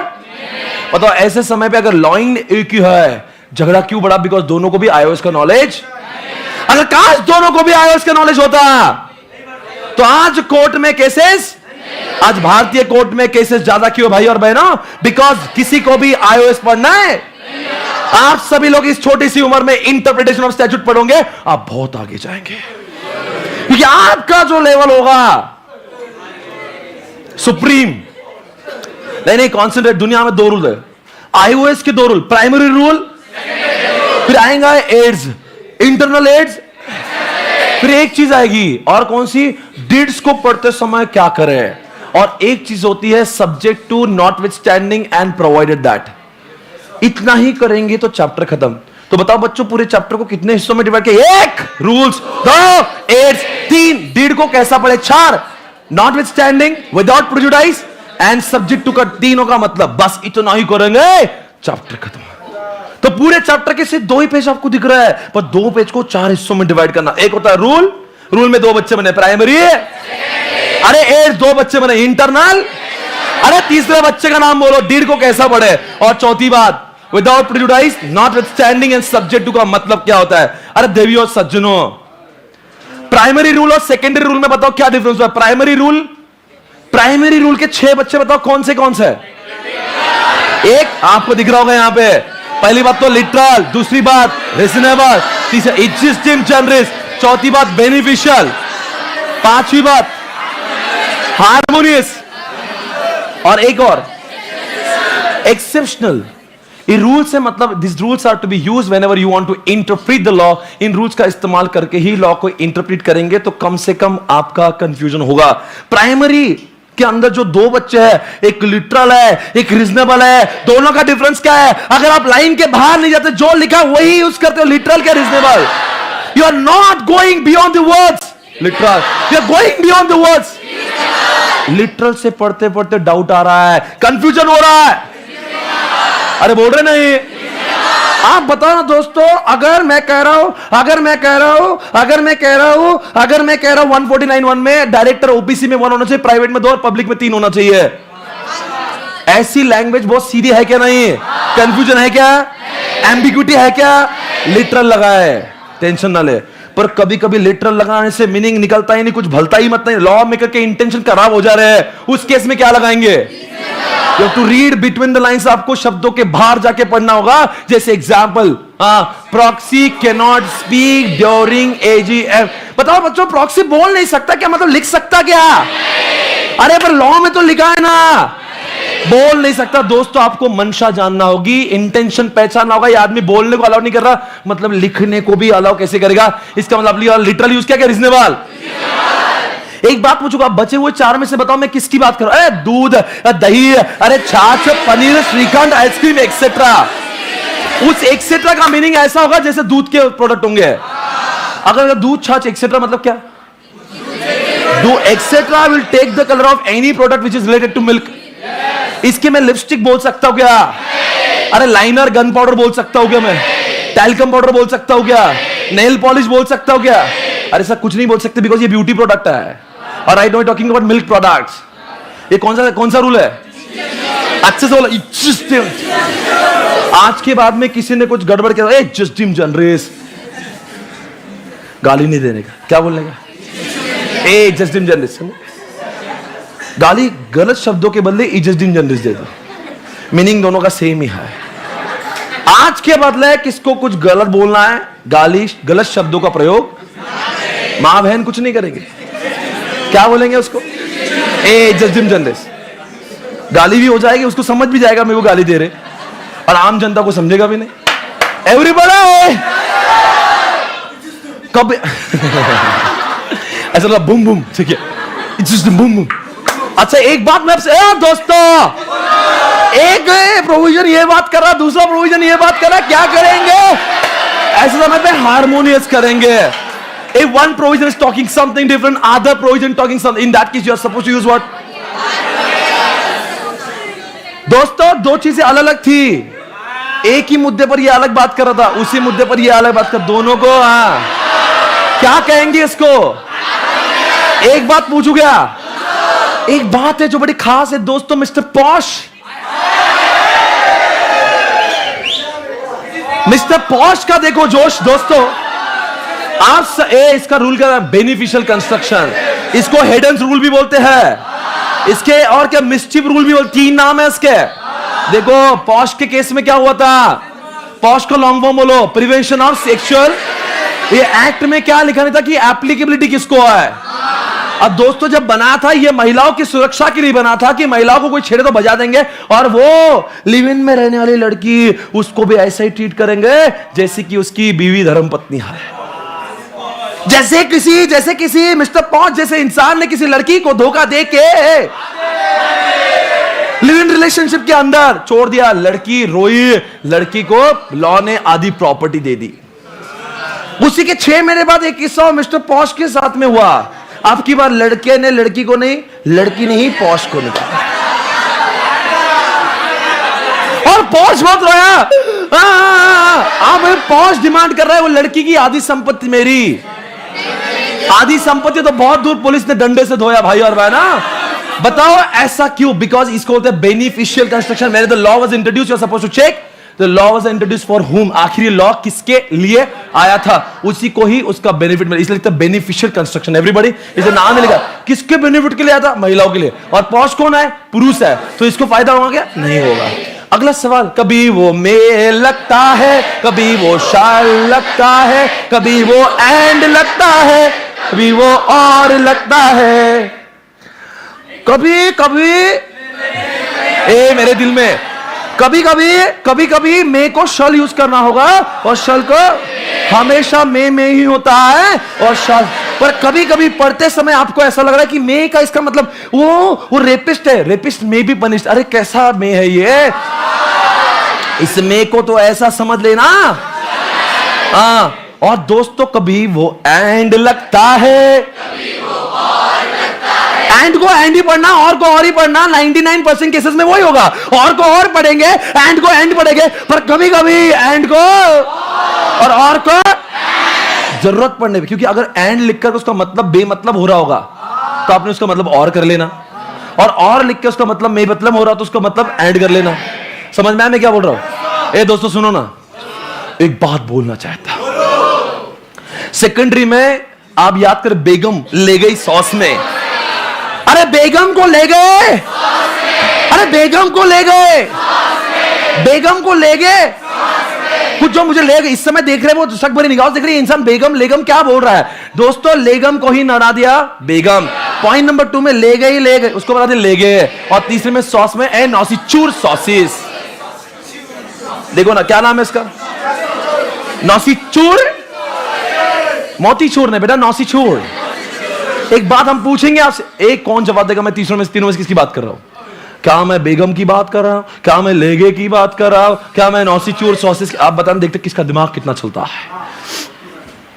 भाई और बहनों, एक बार मुझे बोलना है, सप्तपदी हिंदू लॉ में ऐसा लिखा है कि जब भी शादी होगी 7 फेरे होंगे अग्नि के इर्द गिर्द। एक बच्चा इमोशनल होगा सिगारेट के सुट्टे के साथ में, क्या ये शादी एक्सेप्टेबल है क्या नहीं है? क्यों पता, वो भी तो एक अग्नि होती है। क्या सिगारेट अपने आप में अग्नि है क्या नहीं? क्यों नहीं? वैसे अग्नि है, पर हम लोग ये देखते हैं आज भी हिंदू संस्कृति में जब भी शादी होती है अग्नि को हवन कुंड रख के प्रॉपर धुआं निकलता है, ऐसा होता है राउंड में, और उसी को ही हम लोग क्या मानते हैं। इसका मतलब क्या हो, जब भी लॉ को इंटरप्रीट करेंगे अगर शब्दों का मीनिंग साफ नहीं निकलता, बोलो आगे, उसका मीनिंग वो निकालना जो कस्टम से, ट्रेडिशन से, परंपराओं से चला आ रहा है। अरे बोलो क्या है इस रूल का नाम? ऑप्टिमा लेगम इंटरप्रिजेस्ट कॉन्ज्यूटेडो। इसको हम लोग इतना याद रखे, बेगम नाम है इसका। अब बात करेंगे लेगे। सर रुको, इसके बारे में बैंकिंग रेगुलेशन एक्ट का एग्जांपल दिया था। आज के समय देखो, बैंकिंग रेगुलेशन बहुत पुराना है। जब उस समय आया था वहां पे एनईएफटी था क्या? नहीं था।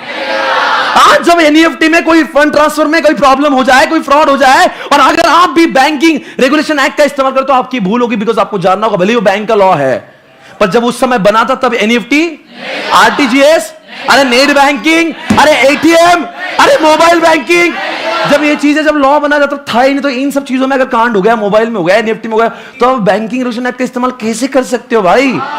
आप बोले नहीं, उसमें बैंकिंग रेगुलेशन तो लिखा ही नहीं, एनईएफटी की चोरी चोरी थी। अरे बेवकूफ, उसके लिए ये डालना होगा, जब वो आया था तब ये था क्या? जब भले ही वो बैंक के लिए जब ये चीजें थी नहीं, इसके लिए जो नया लॉ बना है आईटी एक्ट, वो पढ़ना जरूरी है। Come on everybody. अभी मैंने क्या पढ़ा? लेगे। जब भी लेगे बोलूंगा तो बैंकिंग रेगुलेशन एक्ट आना चाहिए। जब भी बेगम बोलूंगा, बेगम सात सप्तपदी, याद ना, बेगम लेगम सात फेरे कर रही है। क्या लेगे? बैंकिंग रेगुलेशन एक्ट लेगे। और तीसरी बात क्या है? नौसीचूर मोतीचूर।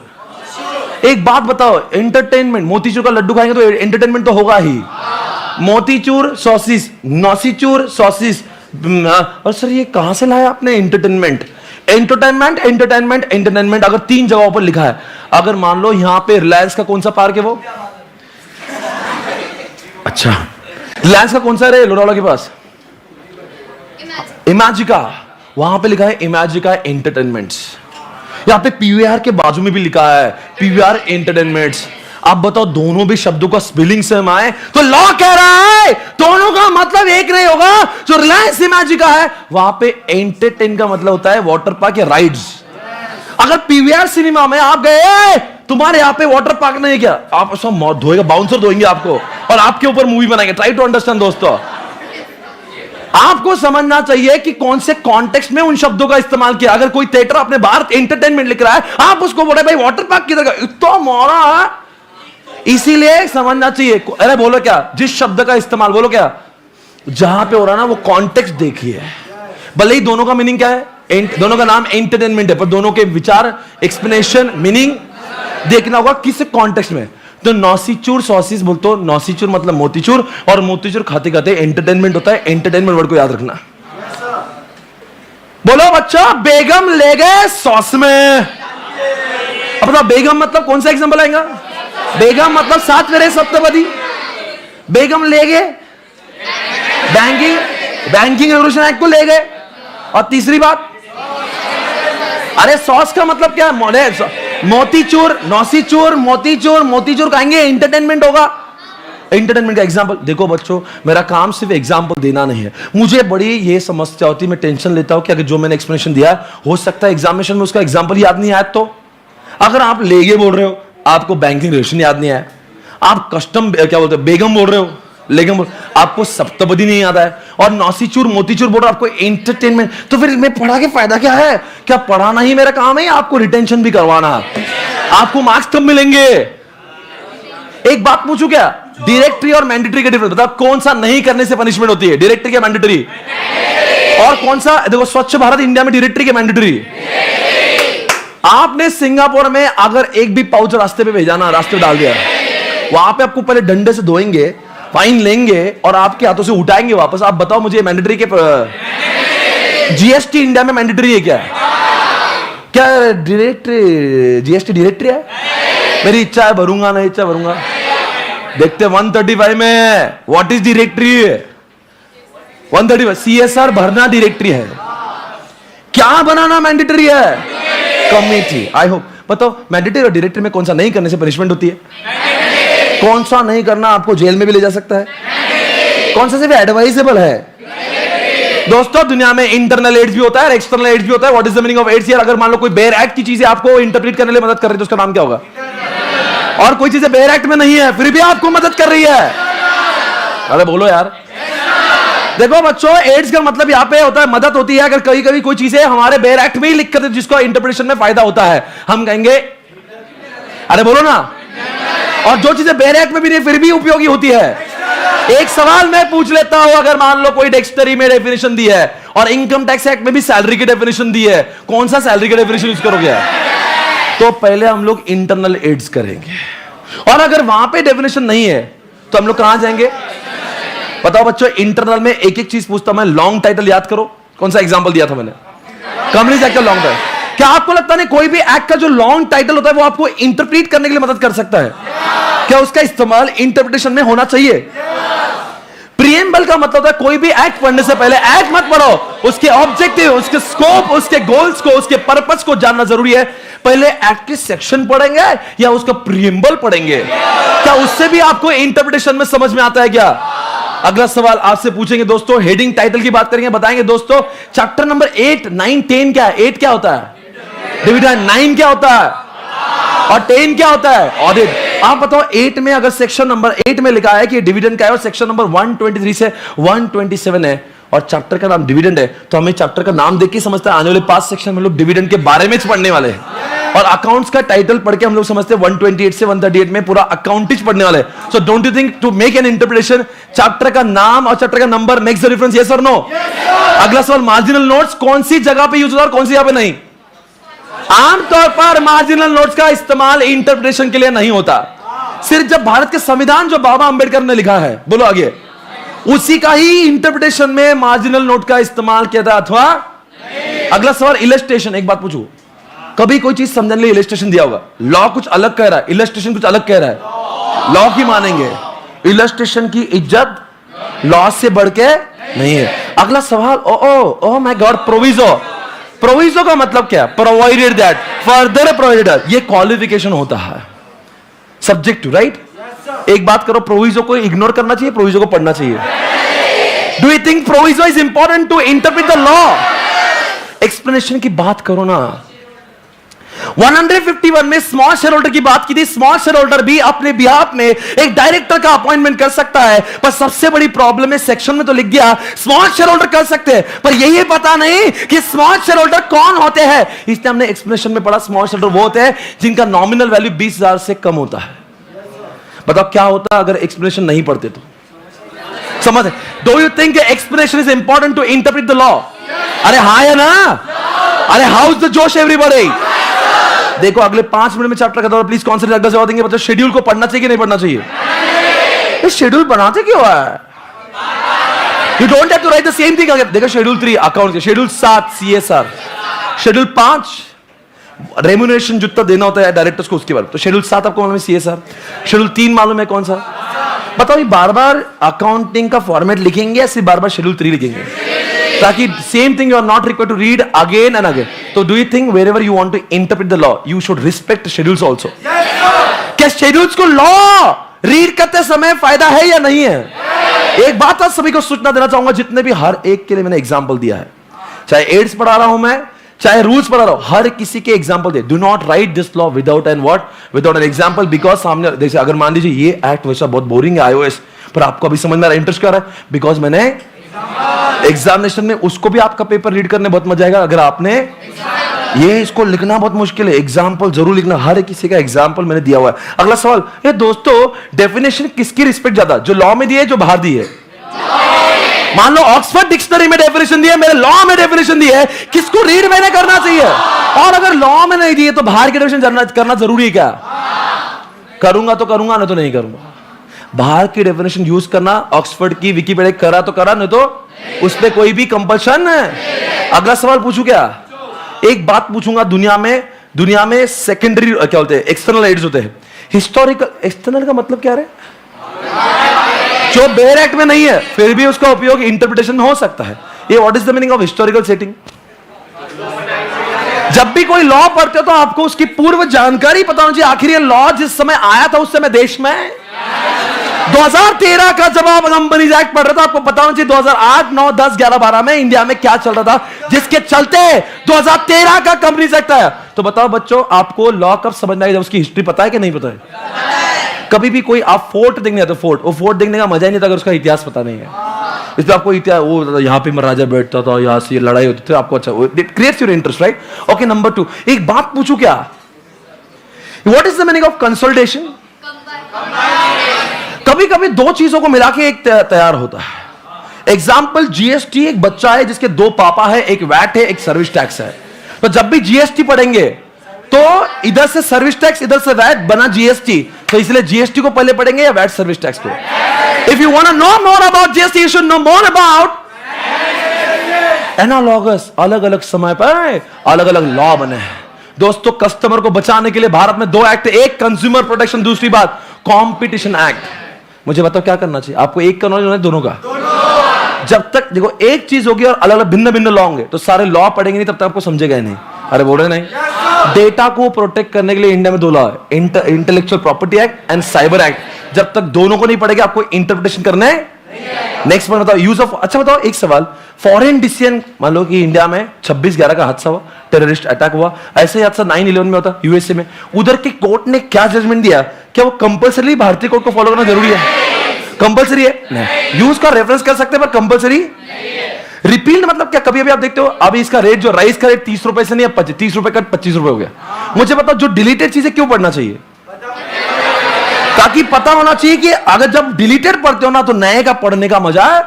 अगर मान लो अब 1 लाख की फाइन और पहले कट की 500 रुपए, तो आपको समझ, अच्छा लॉ में बहुत टेंशन बढ़ रही, 500 रुपए हटा के 1 लाख कर दिया, इसका मतलब क्या? अब गवर्नमेंट ने इस चीज को बहुत सीरियसली ले लिया है। अगला सवाल में, और यूसेज का मतलब क्या? कस्टम होता है। क्या बोलता है? मतलब क्या? जवाब दो जल्दी से। सप्तपदी वाला केस, जब भी आपको लगा कि कोई शब्दों का मतलब समझ में नहीं आ रहा तो ये देखना चाहिए कि ट्रेडिशन से इसका मतलब। एग्जाम्पल सप्तपदी। अगला सवाल डिक्शनरी डेफिनेशन मैंने बोल दिया था। ये क्या, इसका मतलब क्या है बच्चों? Earlier act. ये बहुत ही वाहियात है, मैंने आपको तभी बोला था। अगर मान लो कोई चीजें एज इट इज कॉपी हुई 1956 से 2013 में, कुछ एक्सेप्शंस कॉपी नहीं हुए और आपको लगता है नए में वो एक्सेप्शन नहीं है पर उसके बाद लॉ हो ही नहीं सकता, तो ऐसे समय पे वो एक्सेप्शन नहीं भी है तभी वैसे में फील करना चाहिए कि वो है। ये क्या पढ़ रहा हूं मैं? प्राइमरी क्या, इंटरनल या एक्सटर्नल पढ़ रहा हूं? आप बताओ इंटरनल और एक्सटर्नल में कौन सा? बेयर एक्ट में ही दिया होता है। अब मैं इसमें से कोई भी 2-4 पुस्तक जवाब देंगे? अरे बोलो यार भाई, कौन सा बताओ? इंटरनल डेफिनेशन, एक्सटर्नल कौन सा फॉलो करना कंपलसरी है? आप बता दो, प्रीएम्बल को पहले पढ़े या लॉ को पहले पढ़े? एक बात पूछो, अगर मान लो कोई एग्जाम्पल दिया है, कोई इलस्ट्रेशन दिया है, वो अलग बोल रहा है, लॉ अलग बोल रहा है, तो किसको फॉलो करें? लॉ को फॉलो करना जरूरी है। मार्जिनल नोट्स को कहां पे यूज करना बहुत कंपलसरी है? कॉन्स्टिट्यूशन में, अन्यथा मार्जिनल नोट्स का इज्जत। अगला सवाल अगर मैं आपसे पूछूं, टाइटल चैप्टर डिविडेंड का, चैप्टर नंबर 8 का नाम डिविडेंड है, क्या चैप्टर का नाम भी इंटरप्रिटेशन के लिए यूजफुल होता है? हाँ या ना? अगला सवाल, शेड्यूल को इंटरप्रिटेशन में यूज करना चाहिए कि नहीं करना चाहिए? क्या मैं शेड्यूल को इग्नोर करूंगा या यूज करूंगा? अगला सवाल, मैं बताओ लॉ पहले पढ़ूंगा या प्रीएम्बल पहले पढ़ूंगा? प्रोविजो को पढ़ना इंटरप्रिटेशन के लिए जरूरी है कि नहीं है? आप बताएंगे इतिहास को पहले पढ़े या लॉ को पहले पढ़े? अगला सवाल, यार कंसोलिडेशन का एग्जांपल दो मिला के एक होगा, जैसे कि वैट, जीएसटी पहले पढ़ेंगे या फिर वैट और सर्विस टैक्स? एनालॉगस मतलब अलग अलग समय पे अलग अलग लॉ आए होंगे, जैसे कि कस्टमर को बचाने के लिए कंज्यूमर प्रोटेक्शन भी आया और आपका क्या आया? कॉम्पिटिशन भी आया। तो एक को पढ़ेंगे, दोनों को भी पढ़ेंगे। अगला सवाल, फॉरेन डिसीजन को यूज करना कंपलसरी क्या नहीं है? रिपील्ड को पढ़ना जरूरी है ताकि आपको नया समझ में नहीं आएगा। अगला सवाल, यूसेज का मतलब क्या है? यूसेज मतलब क्या? कैसा यूज होते आ रहा है? तो हमेशा ये अग्निकुंड ही माना जा रहा है, अग्नि को। समझ में आया? आप बताओ, आज ही हमने क्या डीड्स को यूज करने के 6 रूल बताओ, कम से कम 6। एक, अगर मेरे पास ये 2 अलग अलग डीड है, इसमें जब भी मैं पढ़ूंगा सबसे पहले उसका ज्ञान होना जरूरी है। ज्ञान पहले या डीड पहले? दूसरी बात, इसमें कोई एक शब्द लिखा है, इसमें भी लिखा है, क्या दोनों का मीनिंग एक जैसा होना चाहिए? अलग अलग हो सकता है। तीसरी बात, आप जवाब देंगे अगर इसमें फर्स्ट पार्टी एसपीसी है तो पूरे एग्रीमेंट में फर्स्ट पार्टी एसपीसी ही माना जाएगा। चौथी बात, अगर मान लो एक शब्द का मतलब फाइन का अलग होता है तो फाइन का वर्ड देखना चाहिए उस पैराग्राफ में कहां है, तो उस कॉन्टेक्स्ट में उसको इंटरप्रिटेशन करना चाहिए। एक चीज मान लो 39 क्लॉज एक जैसे दिख रहे हैं और एक क्लॉज एक जैसे दिख रहा है, तो वो 39 की इज्जत ज्यादा है कि एक की इज्जत ज्यादा है? तो जो 40th पॉइंट इसको इग्नोर कर दो, अगर वो भलते ही अलग में नहीं दिया। और इसमें भी हार्मोनियस कंस्ट्रक्शन आता है। अगर मान लो यहां पे मैंने आपको एग्जांपल दिया था, यहां पे लॉक इन पीरियड लिखा है 1 साल का, अरे बोलो ना, और एग्रीमेंट लिखा है 3 साल का, तो आपको क्या करना पड़ेगा? 1 साल तो यूज करना ही पड़ेगा झक मार के, और जरूरत पड़े तो आप 3 साल तक भी जा सकते हो। इसका उसका क्या किया आपने? जब 2 क्लॉजेस अलग अलग मीनिंग बोलते हैं तो आप उसको हार्मोनियस करना है। समझ में आ रहा है? और एक बताओ बच्चों, विदाउट प्रेजुडिस का मतलब क्या है? दोस्तों प्रेजुडिस का मतलब यह होता है कि हानि पहुंचाना। विदाउट प्रेजुडिस का मतलब क्या होता है? तो इसका मतलब कोई सेक्शन बोल रहा है विदाउट प्रेजुडिस, जो प्रीवियस सेक्शन, इसका मतलब क्या? पिछले वाले सेक्शन को हानि पहुंचाते हो कि नहीं पहुंचाते? मतलब वो भी है और मैं भी हूं। अरे वो भी है। एक बात पूछू क्या, आप बताओ ये क्या होता है? सब्जेक्ट टू का मतलब क्या है? मैं पार्टी आऊंगा सब्जेक्ट टू पापास अप्रूवल। मैं फॉरेन एक्सचेंज कितना भी ले सकता हूं सब्जेक्ट टू आरबीआई अप्रूवल। इसका मतलब क्या है? वो कंडीशन है, वो होगा तो। अगला सवाल बताएंगे नॉट विथ स्टैंडिंग का मतलब क्या है? कौन जवाब देगा नॉट विथ स्टैंडिंग और विदाउट प्रेजुडिस में? कौन सा बोल रहा है बाढ़ में जाए? मैं बाकी सब बाढ़ में।